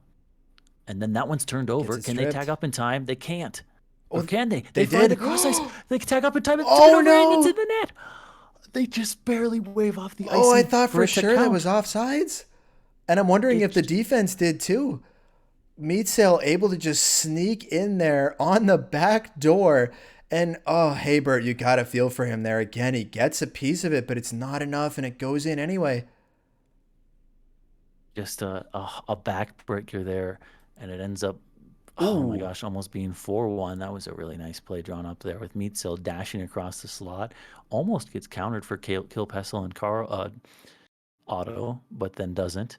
Offside here, so plenty of time to pick this puck up for Paco. Paco carrying, finds a pass up the middle to Otto, but does not work out over the head. Paco's got to recoil and pick this one up again. They need to make something happen here quickly. Tony holding over back to Paco. They want to just set up this play, set up this design over again. Tipped into the air. Can it work Ooh, out? But then nice instantly defense. spun and clear. Was that Quacky face It on the was defense? Juice, I think. Again, Juice just again, that's what you talk about. That puck needs to get cleared as it needs to get stopped and then cleared as well. And that's exactly what he's been doing night in and night out. And he did that when the puck was in his feet too, which is arguably the hardest position to get that pulled out of. So huge credit to him there. And then that's gonna really just eat up more time here because Team USA has possession. Over to Quacky, up the wall, through Guy, and then Tony's gonna collect this one. Tony goes cross. Ooh, nice play. Puck Oh, what a carrying, move. has a chance, can shoot. Oh, and he scores. Oh 20 my seconds goodness. to go. They draw within one. They can smell blood in the water. Team Canada coming huge. They need to drop a face-off play. Will we see a timeout here? Doesn't look like it. They're going to go straight back in. Can they make a play? 50-50 puck. It's just pancake killing over time. through the neutral zone. They dump it in. It's not over yet. Tony Flo has a chance to come in here, make the play that he wants. He rims it around in a hurry. Meets Oh, Otto turned. Can't quite seal it off, and there it is. Juice punches it back into the zone, and that's going to seal game number 5. Team USA takes a 3-2 series lead. And again, heartbreaking there for Canada, falling 1 goal short. But wow, that is insane. And it looks like they're potentially saying, I don't know. I can't tell if they're actually trying to play an OT or not. Looks like they might not be. I think there's some debate over that potential macro jump and whether or not that's legal, but I think we're good to go. So let's move over and do an interview, and we'll find out during that interview if we're going to wind up needing to replay that OT. So we will be right back in 1 minute.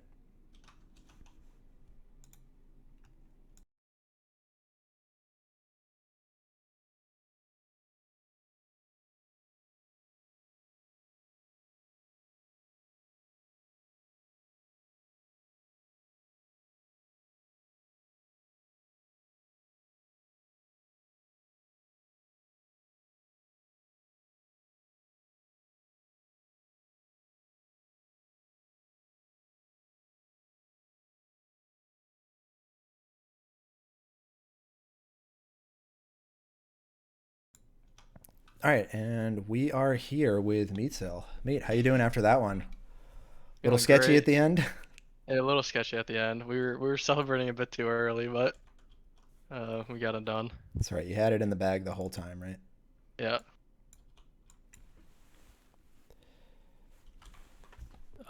So the goal, I believe that ended up being the game-winning goal. You fight for it 3 or 4 straight times in the neutral zone, get a poke after stop. They try and just clear it, and you still find a way. I think you have no speed. You're backing up, and you're just healing it along the boards, trying to keep that play alive. It ends up going your team's way. Like, can you take me through that goal just a little bit and how it bounced in your favor? You didn't end up scoring the goal, but that's what we were keying in on 100%, was just your ability to keep that play alive. Yeah, I was doing a couple 360s when it was in my feet. Yeah. But eventually I got it to my backhand and realized I could make it past the 2 guys that were on my butt. So I just scooped it through. I don't remember what I did after that, but yeah, I was just doing anything I could to keep possession of the puck.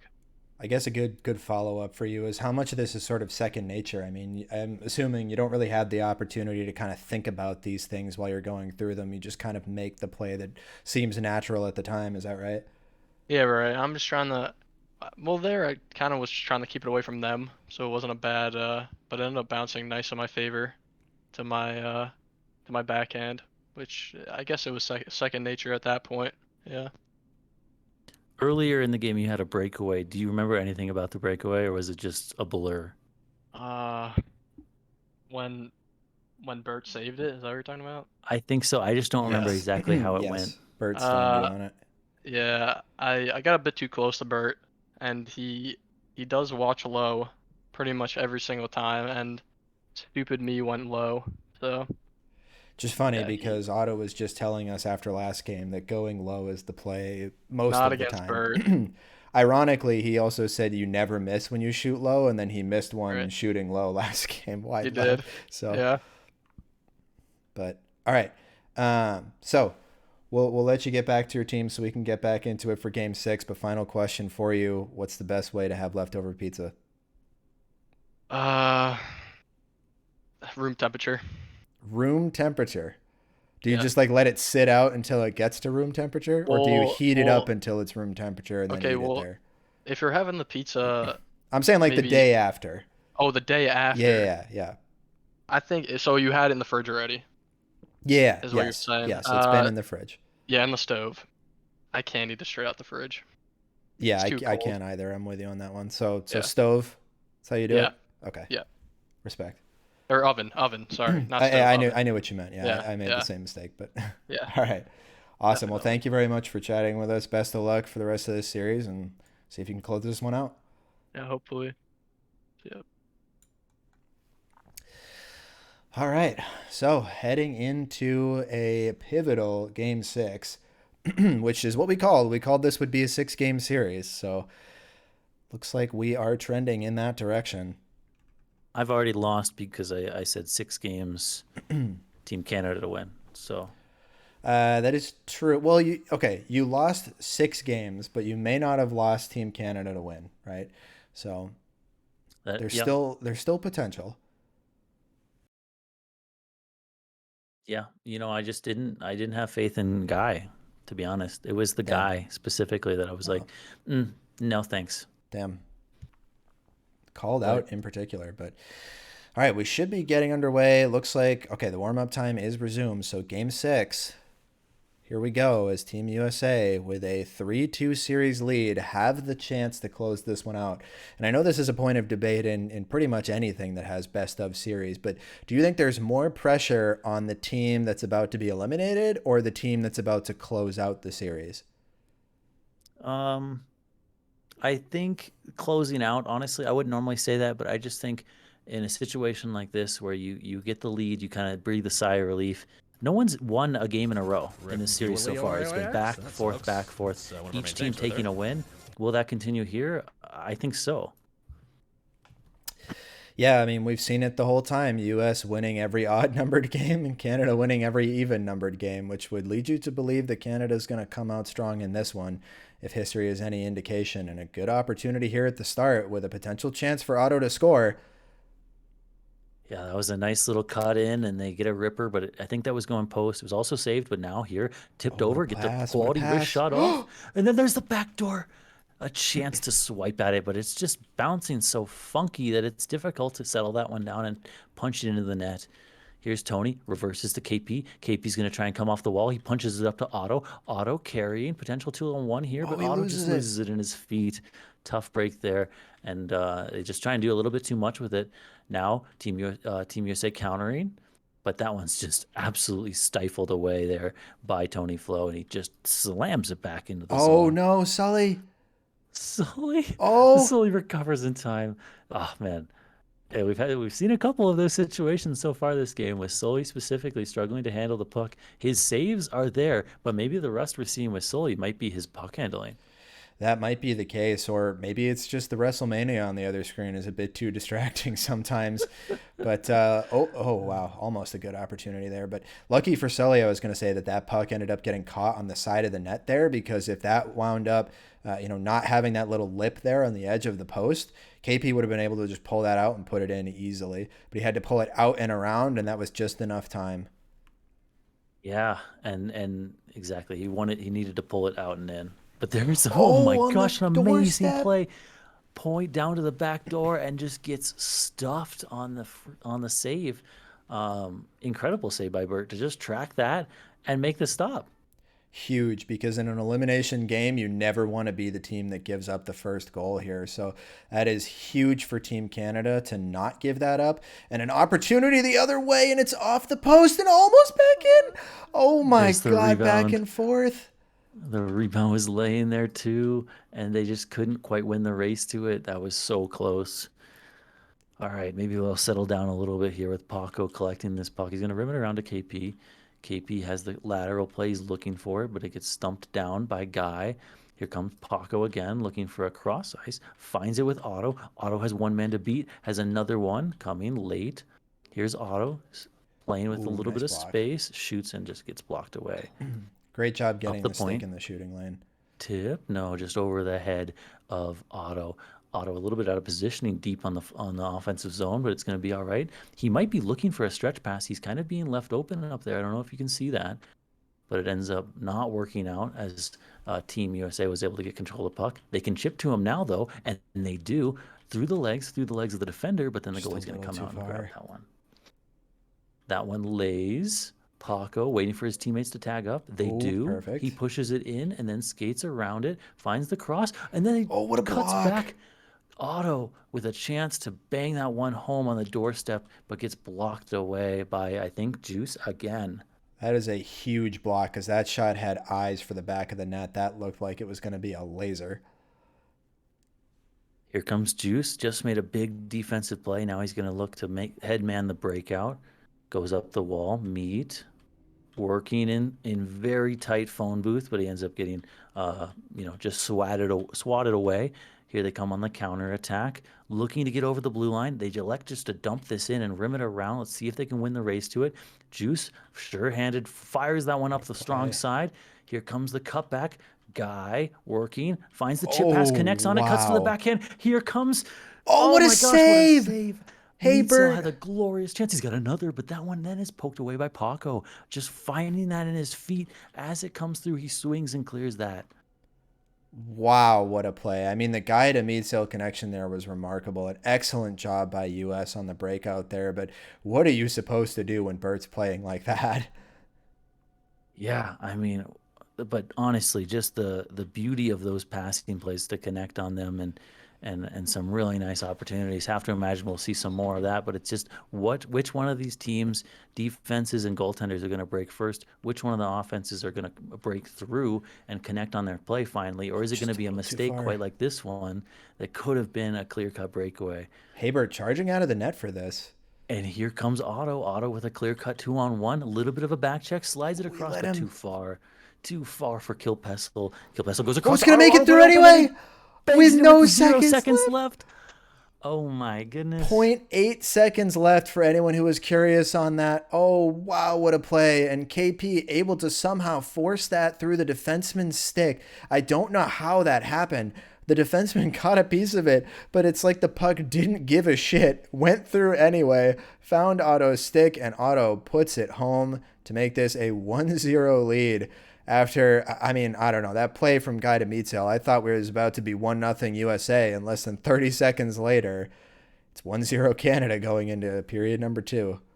Yeah, I'm not sure if just the controller disconnected on some of Team USA's back checkers or what happened, because they left Otto wide open in the slot. That's something you just can't do. But here they're going to try and make up for it with Team USA countering, working. This one is staying in the zone for now. They're probably going to rim this on net, tipped there, but just a little bit out of position is Quacky Face for that deflection. Here comes KP. He's chipping it over, a little bit of a saucer pass, but too far for his targets. Guy on the counter, goes up the boards, gets reversed, puck in the air. Two Team USA players batting with each other. Then he beats them. No, Here KP. comes KP. Defender ready with his back ready, and there's the shot just wide on the near side. Here they come on. This is still in the offensive zone. He is wide open for a shot, but blocked away. But what an incredible grab! Here they come off the wrister, and that one is saved. A nice little glove save there to keep that one out of the net. They're not done yet, though. Canada, can't get it back. And they counter on this. No, they cannot. As another steady defensive play. And that one's going to be finally collected by Paco. Paco ready. Arcing across, up into the air, board bounce. Dildozer would be very proud, but that one does not work, so Paco will come again. Paco looking for the Otto on the cross ice pass. Gets clamped down, and here comes the shot. Shot far, but then the rebound right under the slot. But again, saved. Blocked away. A little bit sketchy here on the physics. is now still in the zone and Team Canada's puck. They can find the guy on the back door. He was wide open. They go Oh, to the nice point pass. instead.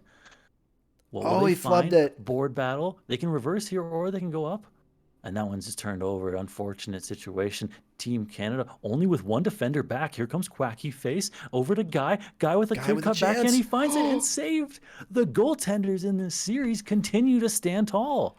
And Guy completely snake bitten in this Real quick, series. here comes the counterattack. It's just barely offside as Otto as he's just trying to balance that and keep his speed enough to still be on the breakaway but not go offside. Just tries to go too far, and that one does go offside. Unfortunate. But Extremely look at this. difficult He line to continues toe. to cherry pick. He is there. Now he's ready to curl back, taps it across. Oh, This is a KP. breakaway. Here comes KP. KP, He's will he got a go backhand? chance. Will he go forehand? He goes backhand and He slides goes- it. That is the patented auto move. Watch him. So he'll go over, make the goaltender back up, and then he slides it on the backhand underneath the essentially the left foot of the goalie. It is incredibly hard to stop, and that one works for him. Now it is a 2-0 lead for Team Canada. You got to feel for Sully there. There's just not much he can do. I mean, that is the perfect opportunity for KP. Great pass by Otto to get it over to him. And KP in probably the best situation you could be as a forward, skating straight down the middle of the ice towards the goalie. So you're not getting cut down by the angle on one side or the other. You can go backhand, forehand, low, high. It's all up to you. KP used that to his advantage flawlessly, and it's a 2-0 lead for Canada. Here's Team Canada again working in the offensive zone. Let's see what they decide to do off the wall here. Pushing it across. Late trailer, backhand over the net. Great connection on that little cutback as the forward climbs the wall, finds his defenseman coming late, but again, just can't quite hit on the shot to make it a 3-0 game, which really would have made this a really insurmountable lead. But here they are again. They just continue to pour it on wave after wave as Team Canada coming. Finally, Team USA gets a hold of this puck. They're going to rim it around. Meatsail, tough puck to control, but he does just that. Now he's ready to make a play. Reverses around the forechecker. This is Paco, the defenseman, coming in, but that's okay. We talked about them wanting to play positionless hockey coming in, and that's exactly what they're doing right now. Finding the across. He's got space. He's got speed. This is Meatsail. pass. Drops it back.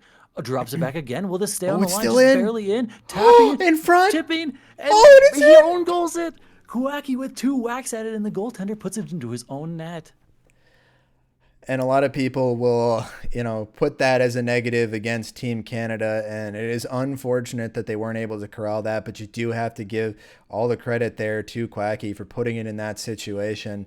I mean, Quacky put a lot of pressure on there and 1 inch the other way. And that shot was going in anyway. A little bit of a clear-cut chance. Couldn't get a shot off. Clear-cut backhand, and that one goes in too. Just a turnover high in the offensive zone for Team USA. Canada goes the other way, and they immediately answer back with a goal of their own. And Otto wastes no time off the faceoff from that goal, giving his team back the 2-goal lead. Huge play there.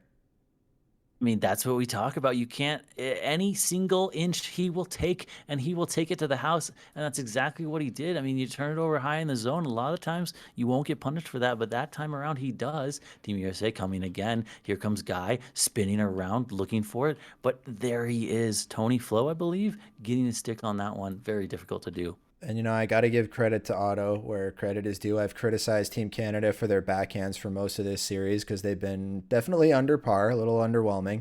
But that was a beautiful backhand shot there from Otto. And if Canada's got the backhand shots figured out now, which seems to be where Team US seems to be forcing them on every single defensive play, they're in a good position. Yeah, and you have to imagine Sully wants that one back. Not normally beaten from that spot on a backhand, but just that little flipper that goes into the far side corner for Otto. It's very difficult to handle. So here we go again. Team USA finds themselves down by 2 goals. Need to dig out of this hole or try and win it in Game 7. So that's their decision here.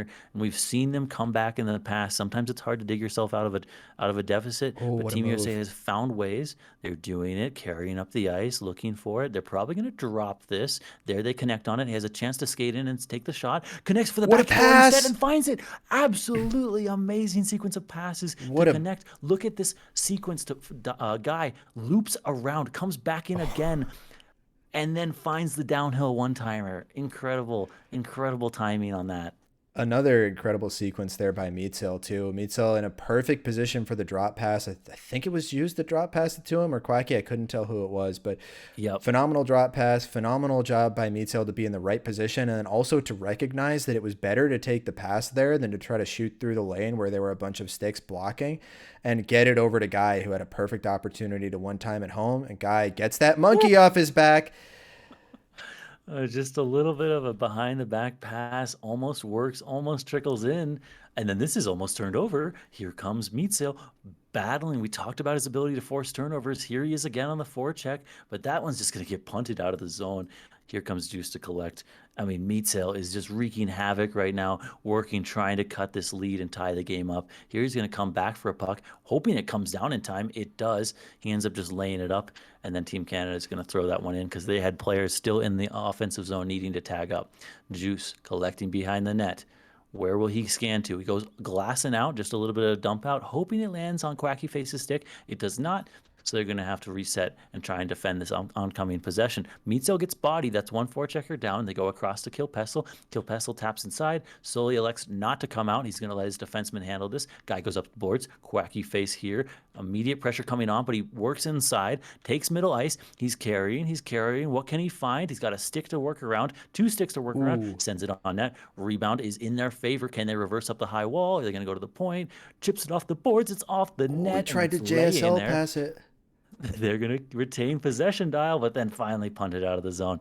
How about that decision? I don't agree with the decision to JSL pass it there. I think you try to make a play to maintain possession rather than trying to go for that. You're playing against some of the best players in the game. It's not likely you're going to be able to get that one by. I think he had a man at the point. Tough to remember now, but still, if he doesn't have a man at the point, you just skate around, look for an open pass, and go there instead. It's so hard to get in the offensive zone. You want to treasure your possessions when you do get there, and it's hard to execute. You never know. It might have worked. It might have put it into the goalie's feet, and then all of a sudden we're laughing. It does work sometimes. It does, even against some of the best players, for sure. Here they come again. Team USA working, trying to draw up the right play that's going to get them into the offensive zone and tying this game up. That one probably not it, but it does work out in their favor because it gets right punched to back. Quacky. They can still skate into this, maybe. It's so close, but it's just barely Paco's puck. Paco probably going to reverse this over to Tony. Tony looking cross ice through to KP. KP can skate. No, he tried to control grab it, so he will not win that race. Instead, it's Juice's puck. Juice carrying. He's got a forechecker draped over his back. He's going to slip it to the middle. Guy needed to probably turn in and grab that, but he wanted to go down ice instead. Team Canada punches into the zone. Rimmed around almost on net. Can Could Guy have been get there? dangerous. He can't. Now we're just eating clock here. Here comes Otto, happy to hold onto this puck as long as he can. Otto shoots it, gets Huge blocked, block. but it's still his puck. Or Huge is block. it? They didn't know who was going to take it. They still now are then in danger. Shot It's over, on, it's but over. over the net. Here comes Guy. He's got the high reverse and Quacky. He rims around instead. Meatzel's wide open. He can find Quacky on the far side. Goes through both of them. Neither player available for that pass. Just a little bit off. 1 or 2 more opportunities here, Dial, before this one's a nail in the coffin. Yeah, 1 minute left, and with how difficult it is to find these offensive opportunities, they're really going to have to make the most of this, and they seem to be doing that now as Quacky's maintain possession of it. These defensemen are sweating, just working. This one is onside somehow, controlling this puck. What a Reversed drop. over. They can come downhill. They beat 2. They beat. Oh, it's over. Oh, right over the net. They still have possession. What will they do? They work from below the corner, but that one's just punched out of the zone. Meatzel held onto that one just too long and gave Palco the ability to clear that puck. Sully renowned for his ability to long shot pucks onto the net, but that one just too far for the pass or the shot. Tony's going to collect this. They need to force this out of the zone as quickly as possible to give themselves opportunities to counter. Punched out of the zone. Sully's ready. Sully might just shoot. It might be the best opportunity for his team. He does just that. Puck's wide.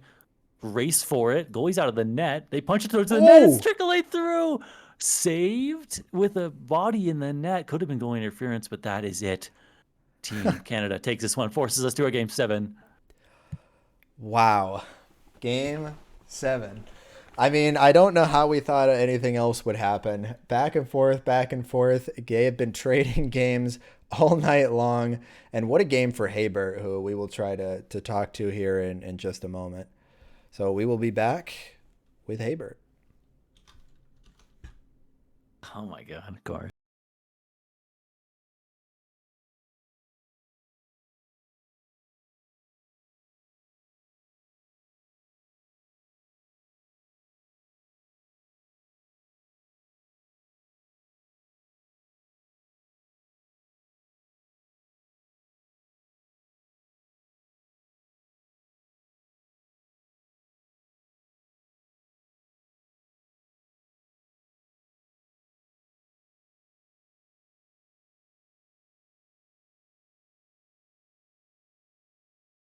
Maybe you should hold it because you're playing pretty good.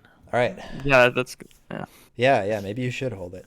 All right, we are here with Hey Bert. Bert, I gotta say, man, I know you didn't score any of the goals, but I feel like that game was on you. You made some insane plays that game to keep your team in it, keep that game close, and allow your team to get the lead to bring that home to a game 7. How you feeling after that one? You know, I'm feeling relieved. I'm feeling relieved we can play another game because before the game, we made a promise. Otto made a promise to us that we would be going to game 7. Okay? And I took that to heart. And I played, saved, and now we're going to game 7. From one goalie to another, Delph, how you feeling about Haybert's performance so far tonight? You know, it's hard. Like anytime you give up a goal in overtime, it's hard to bounce back from it. But the way once you do, it's a downhill momentum. Just in my experience, once you get that confidence back, never may have lost it in the first place, but the second you start playing extremely well and you know you were the difference maker, it's just so much fun, exciting to go into the next game. You know you're going to be lights out, and just ready to get back at it. It's two really really good goaltenders going at it right here, and yeah, I don't know. It's hard to parlay that into a question, but full props to Haybird here. Like this is a really tough sequence of dangerous chances coming down his slot every chance basically. All right, second to last question for you before I ask the most important one. Who's the best goalie in the game right now, and why is it you? Well, I mean, I do think I'm the best goalie. So, we just played a tournament. You know who won it, right? That's all I'm saying. Go ahead, tell us. Tell the. Well, it was my team. So I think, yeah, it's me. One of the questions I had going into this, just because I didn't know too much about it, I was kind of like, what does this game mean to the players? How important is it? Is this a friendly match? Is this a show match? Like, how are you feeling? Can you just shed some light on that? What does this game mean to you? And what does this game 7 outcome mean to you? Well, we took it that we really want to win this, right? We're really passionate over here in Canada. So that's kind of the number one thing. We've been ready for this. We've been hyped. So yeah, I'm hoping. I don't care right now about the outcome. It's been a good series. But we're gonna win. So happy with the way your team has played. Love to hear it. All right, before we send you back, it's the best way to have leftover pizza. Dude, you know what? Leftover pizza. You get some nice Renee's Caesar sauce. Right? You heat it up in the Okay. microwave on high. The sauce or the Okay. pizza? The pizza. You get the sauce on the side. Right? You heat it up on high. I don't know how to use a microwave other than like the settings on high. So everything I heat up is on high. No putting back in the oven. That takes too long. And then you just go to town. Okay, so you're a microwave guy and not a cold pizza. No cold pizza, no oven, just microwave on high power. All right, sounds Beautiful. good. All right, go rip that piss and get after him. Yep. Thank you. Or don't, actually. Maybe don't. Maybe.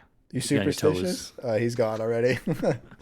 We'll see. But all right, pivotal game 7 with it all on the line here. Ladies and gentlemen, as we get back into it, I think we do need 1 minute for the teams for a quick bio break for them. But, oh, man, well, we were both wrong on 6 games. But one of us is now, I guess we've always been guaranteed that one of us would be right on which team we were favoring. But I don't know. You sticking to your Team Canada prediction? You think they're going to break the trend of alternating games here? I think just the experience comes through here, and you got a guy who's been in the situation quite a number of times. You can hear just the way that they're talking about it. They've been planning to go to Game 7 this whole time. They knew it was going to be here, and now they're ready for that challenge. Yeah, and we'll see if they live up to it. This is, we've been through some pivotal Game 7s ourselves in the past, the two of us anyway, some that went better than others. There's nothing quite like it in any competitive situation, but in particular, I think in the sport of hockey, and this is analogous enough to that, just the atmosphere around a Game 7, there's nothing like it.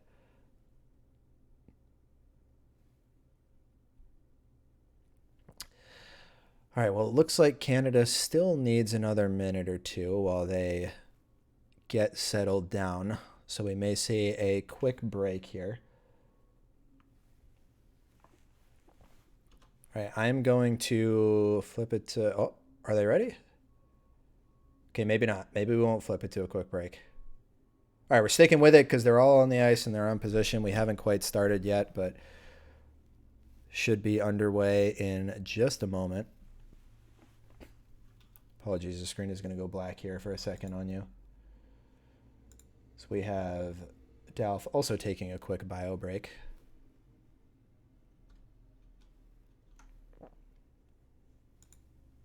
All right.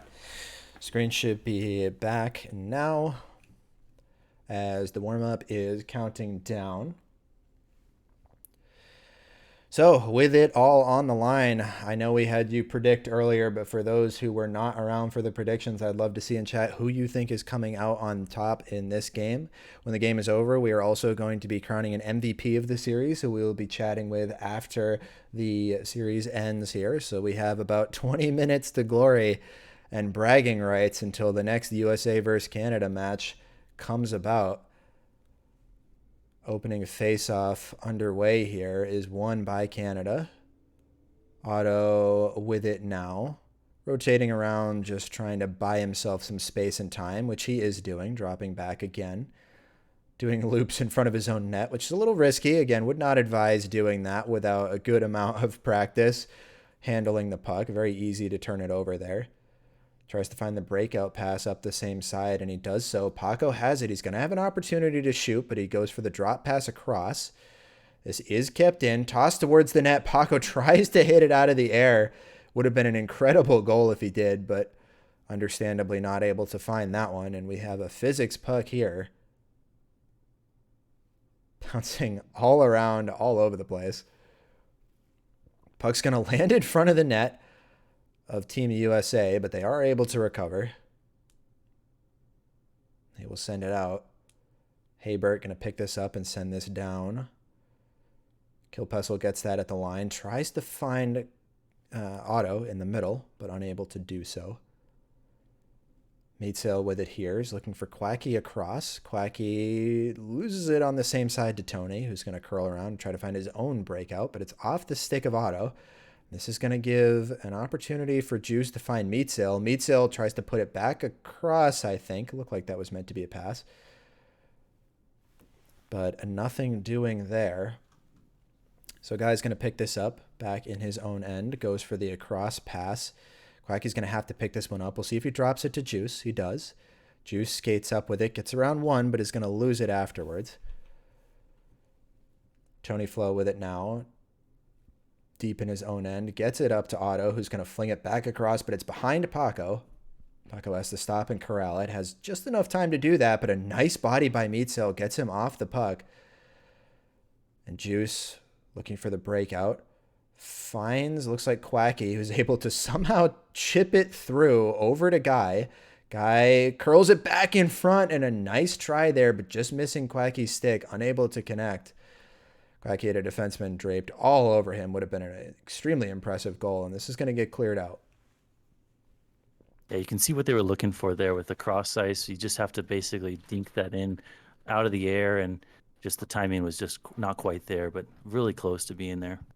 Yeah, about as close as you can get. Guy here curling off the boards. Plenty of time. He's going to go over to Juice. Juice dinks it up.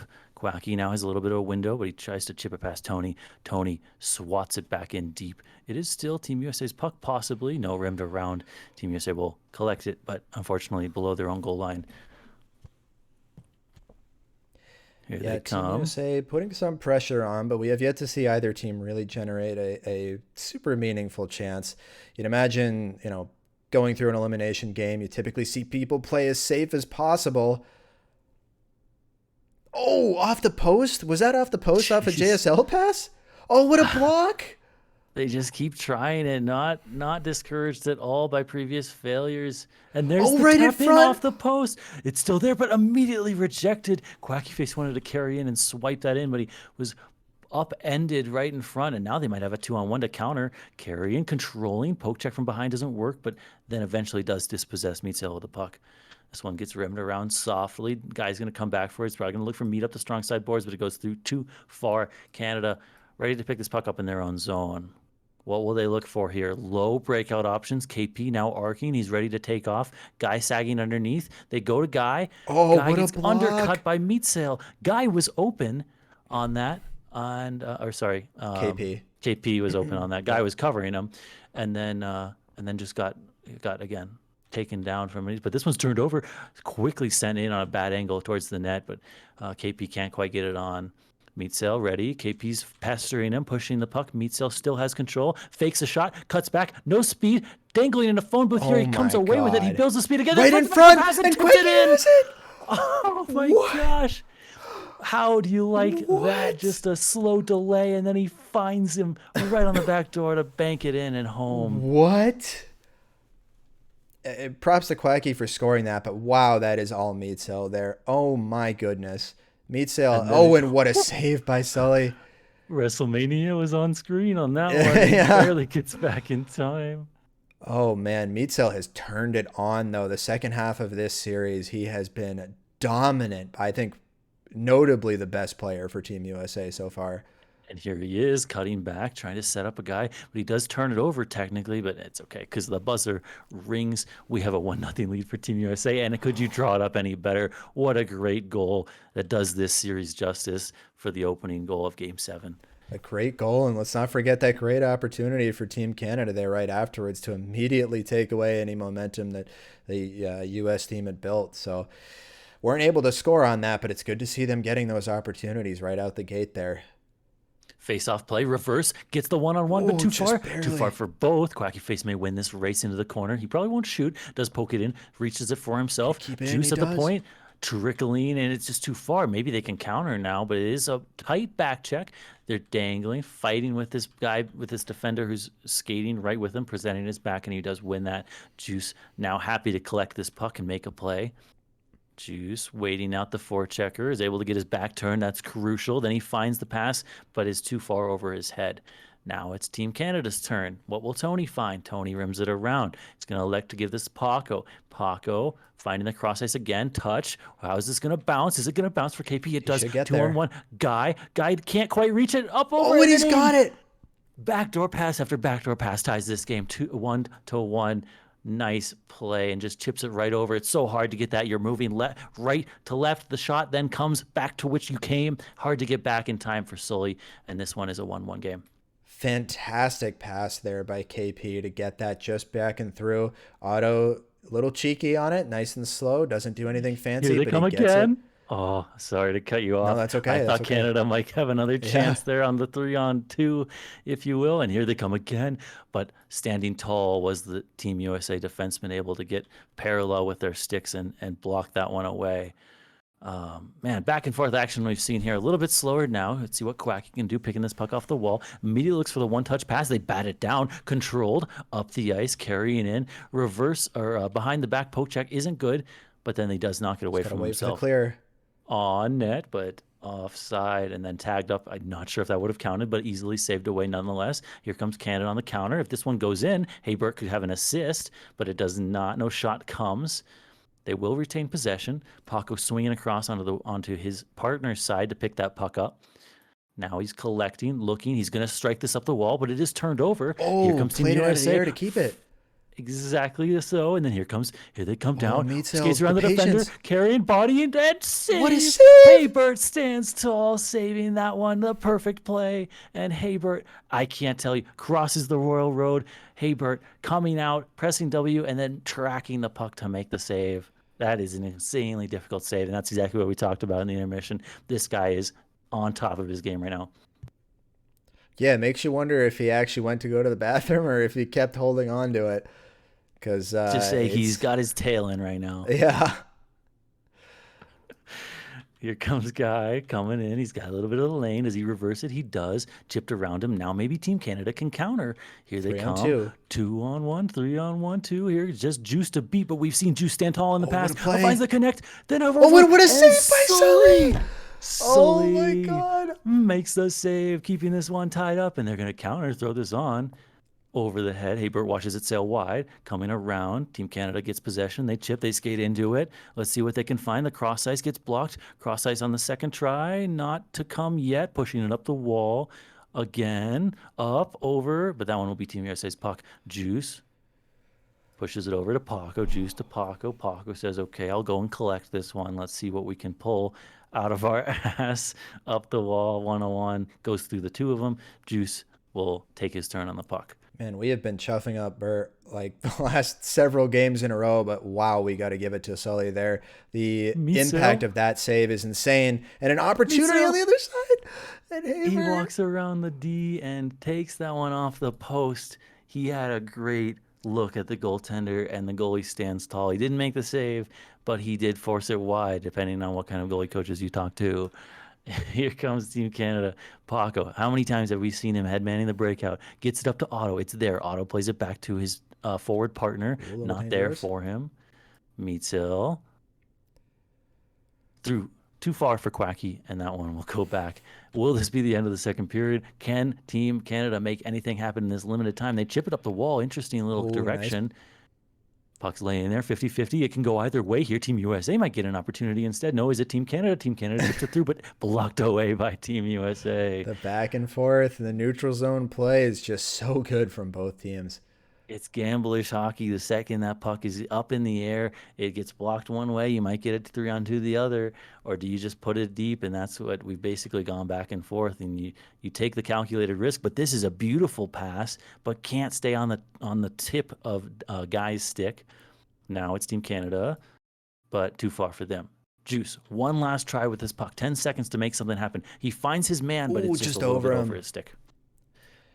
Really nice are we try. surprised? No, Are we surprised that it's going into the third period tied 1-1 with identical goals? Could these teams be any more matched right now? No, I mean this is, oh man.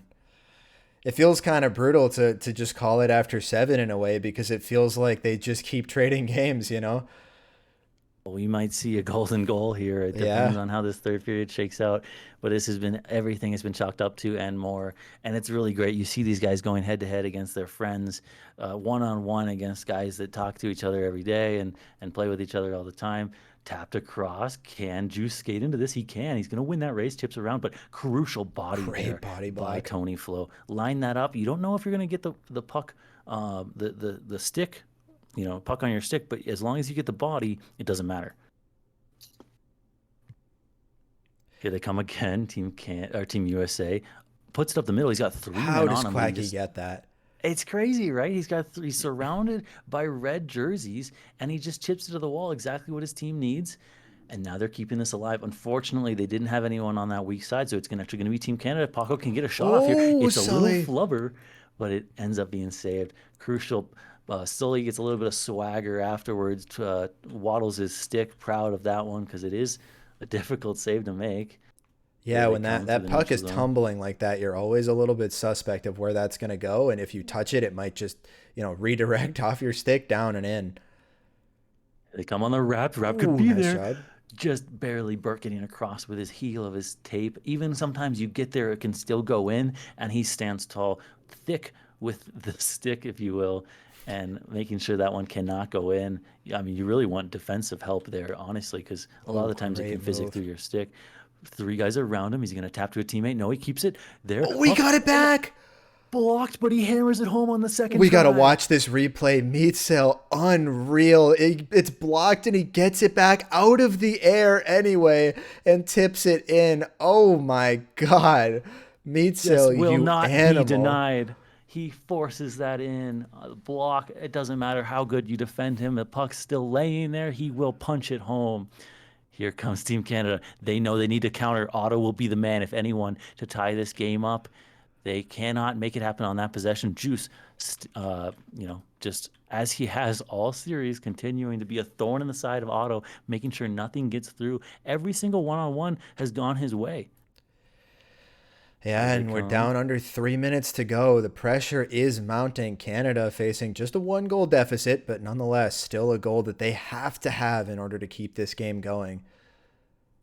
There, it's actually going to be a loose puck for Otto. Can he win it? No, too far. Quacky Face throws it back into his zone. He knows that's a safe spot for him. Here comes Guy punching it up the wall. Behind the backhand pass on net. This is a little bit scary, but it's okay. Sully stands perfectly fine on the face of that one. Guy carrying behind the net, curling, reverses it over to Meatsail. Meatsail forward, coming deep back into his defensive zone. Kawaki face a little bit late on the rotation, cannot connect on that pass. You see how all the positions spin. Kawaki face started on the right wing, now he's finishing on the left wing, but does not work out for them in this time. Here comes Team Canada, looking, find the east-west pass over, Oh, what a centering. move by Otto. Oh, but they just can't settle it down. That pass is floating up in the air. They settle it, but they cannot get through. Good defensive smothering.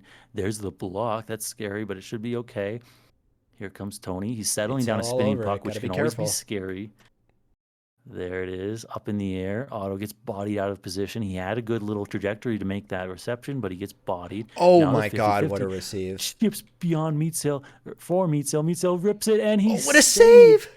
Bert once again making every single save, and can they counter on it? Perhaps Otto gonna try and chip that to himself, but once again, Juice wins the 1v1, punches back deep into the D zone. Here they come again. Not a lot of time left. 80 seconds. Paco needs to make the play. He was going to carry. He finds a little slip pass. Quacky clamps down on that one. They'll try again. They retain possession. Nothing to panic about yet. Tony finds the connection up to Otto. Otto. There Juice is again. Juice stopping Otto once again. Over and over again. One-on-one. But there he goes on the break. And that one, Guy stands tall. His D partner 1 minute comes left. across. Here they come. What can they pull out of their hat here? Coming up the ice. Otto looks to loop back deep in his zone. He's going to carry up. This may be their final breath as they get into the offensive zone. They want to just dump What it. a block And once by again, Quacky. sent back in. Kawaki comes back to make the defensive play. They're going to bounce it off the boards. This could be chaotic, but it just gets punched back in. Bert's This is gonna have to 4 play it. consecutive times. Ripped around. Otto. What can he find today? Finds it across, tapped. They let Lets it it go. go. Paco on the backhand rips it. Oh, and it's safe. Sully with the Rebound's save. laying there. They're fighting for it. They're fighting for it. They're going to lose the race. Can they keep it in? No, it's cleared all the way out of the ice. Deep in the zone. Bert Hey, Bert's coming gonna have out. to play it. Bert's He tips it flubbed off it. the heel of his stick. Oh, no. Can he recover in time? No. This may be it, ladies and gentlemen. All the way down. Limited time to get this shot off. Oh, and that's Lining it up. it. They can't. That is it. Team USA USA wins 2-1 in wins Game it. 7. Oh my God. Oh my God, what an ending, the final minute. Oh my goodness. Oh, and hearts in the chat for Haybert first before we congratulate Team USA. Hearts in the chat for Haybert and the rest of Team Canada as well. Standing as tall as he possibly could. Wow. Unfortunately, he falls short behind Meatsail and the rest of Team USA, and that is one of the best series I think I've ever watched of HQM. That was incredible. All 3 goals in this Game 7 were absolute highlight reel plays. I mean, there was not a single one that just kind of bounced and went in. They were connecting on passes. I mean, the Meatsail goal is just pure effort, determination, will not be denied, and punches it in like. And then the previous 2 were absolutely incredible plays. The goaltenders had no chance on it whatsoever. Oh man, that was, like you said, an absolutely phenomenal series, and really good hockey to watch. Amazing. And we will be right back to crown an MVP with an interview with them as well.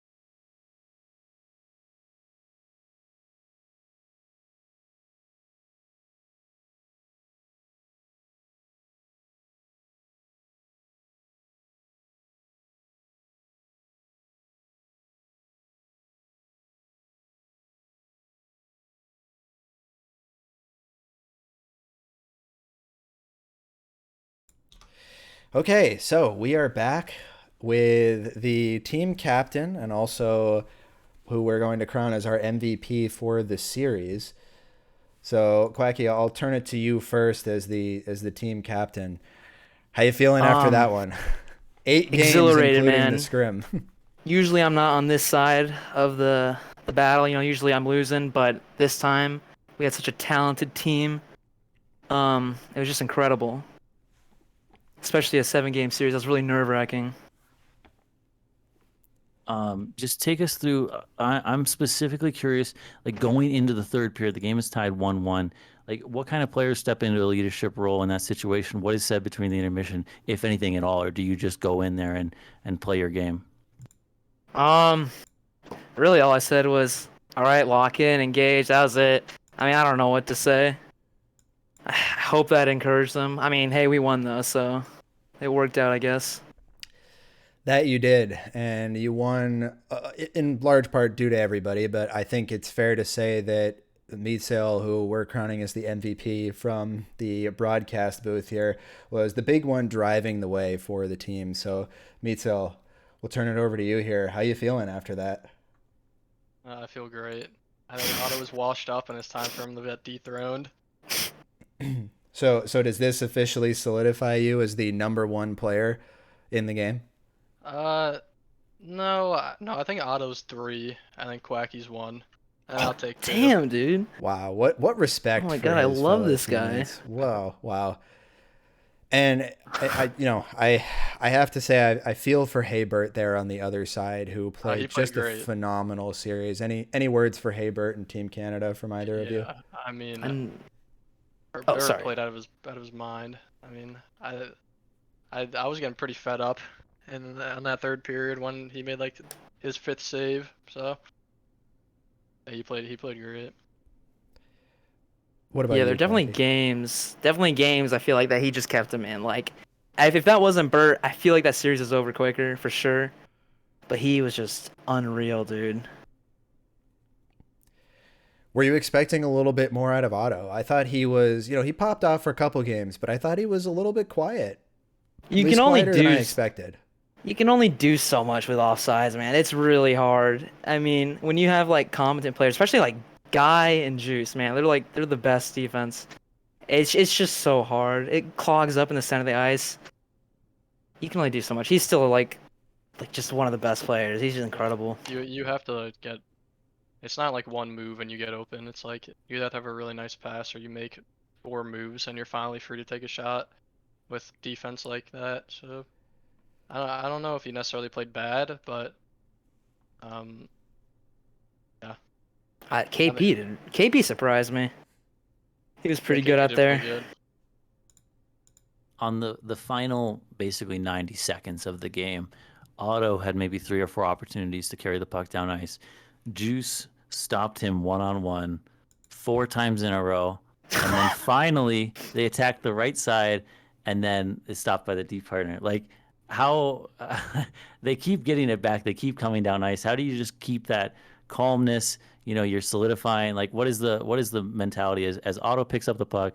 Communication, is it box him in? You make him force a pass. What was that like? Yeah, our goal is to slow him down. We're calling out if it's Otto, obviously, because he's the best, but we're slowing him down, and then we get another forechecker to come with him, and it worked out. And it helps because, the receivers, they can only go for so long, and then they have to slow down for the blue line, and that just allows it to really all cog up, and we can take down Otto, pin him down, and Yeah, we were definitely trying to Whoa. get Otto to pass it. I was like, I don't think we ever said let's double Otto, but when he had the It's kind puck, of inherent. we knew it was him. Yeah, we wanted him yeah. to Yeah. get Yeah. rid of it as quick as possible. Any So words what's for next? any words for Sully, real quick? Oh yeah. Dude, Sully was Sully's really hard on crazy, himself, man. but Yeah, dude, he lets in he one made goal, and a, he's he like, made a lot of "Argh!" saves. He Dude, made a, he he's an clutched up at the interesting end there fella. too. Dude, he made some hell of saves. He did. He did. Did you have a question for them, Delph? What's next for Team USA? Are they the crown of HQM? Dude, of course. I mean, For we sure. just displayed it. Best in the world, I think, is fair to We're, say. we're taking Russia next. Wow, big statements coming from America right now. I think we could do it. We could definitely Where, do it. at least in terms of memorable series, I know, some people might argue this doesn't have the weight of an LHL season, but some people might argue it has more. Where does this series kind of fall for you guys in terms of your careers?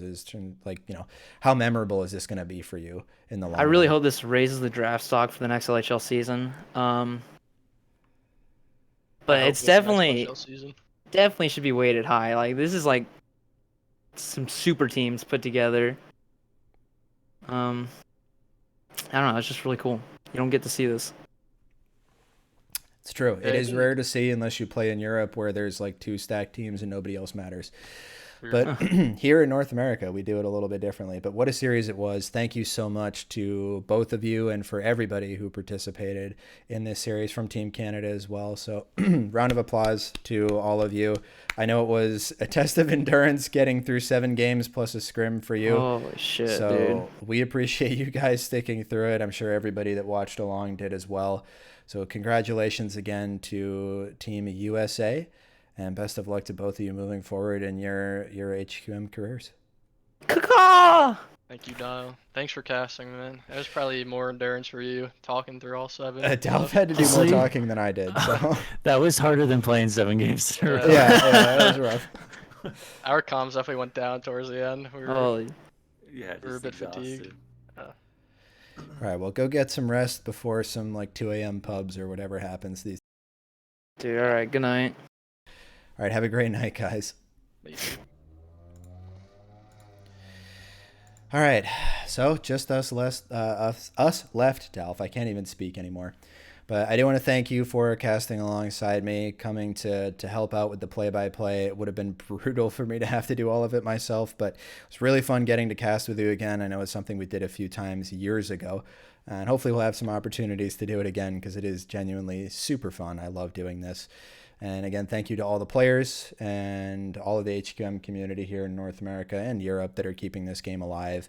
And thank you as well to Cryptic C again, who I mentioned earlier. You can find him at Cryptic C on Twitter and crypticc.com online. He has a new game that's coming out soon. You should check it out. Give him some support. Throw him some love.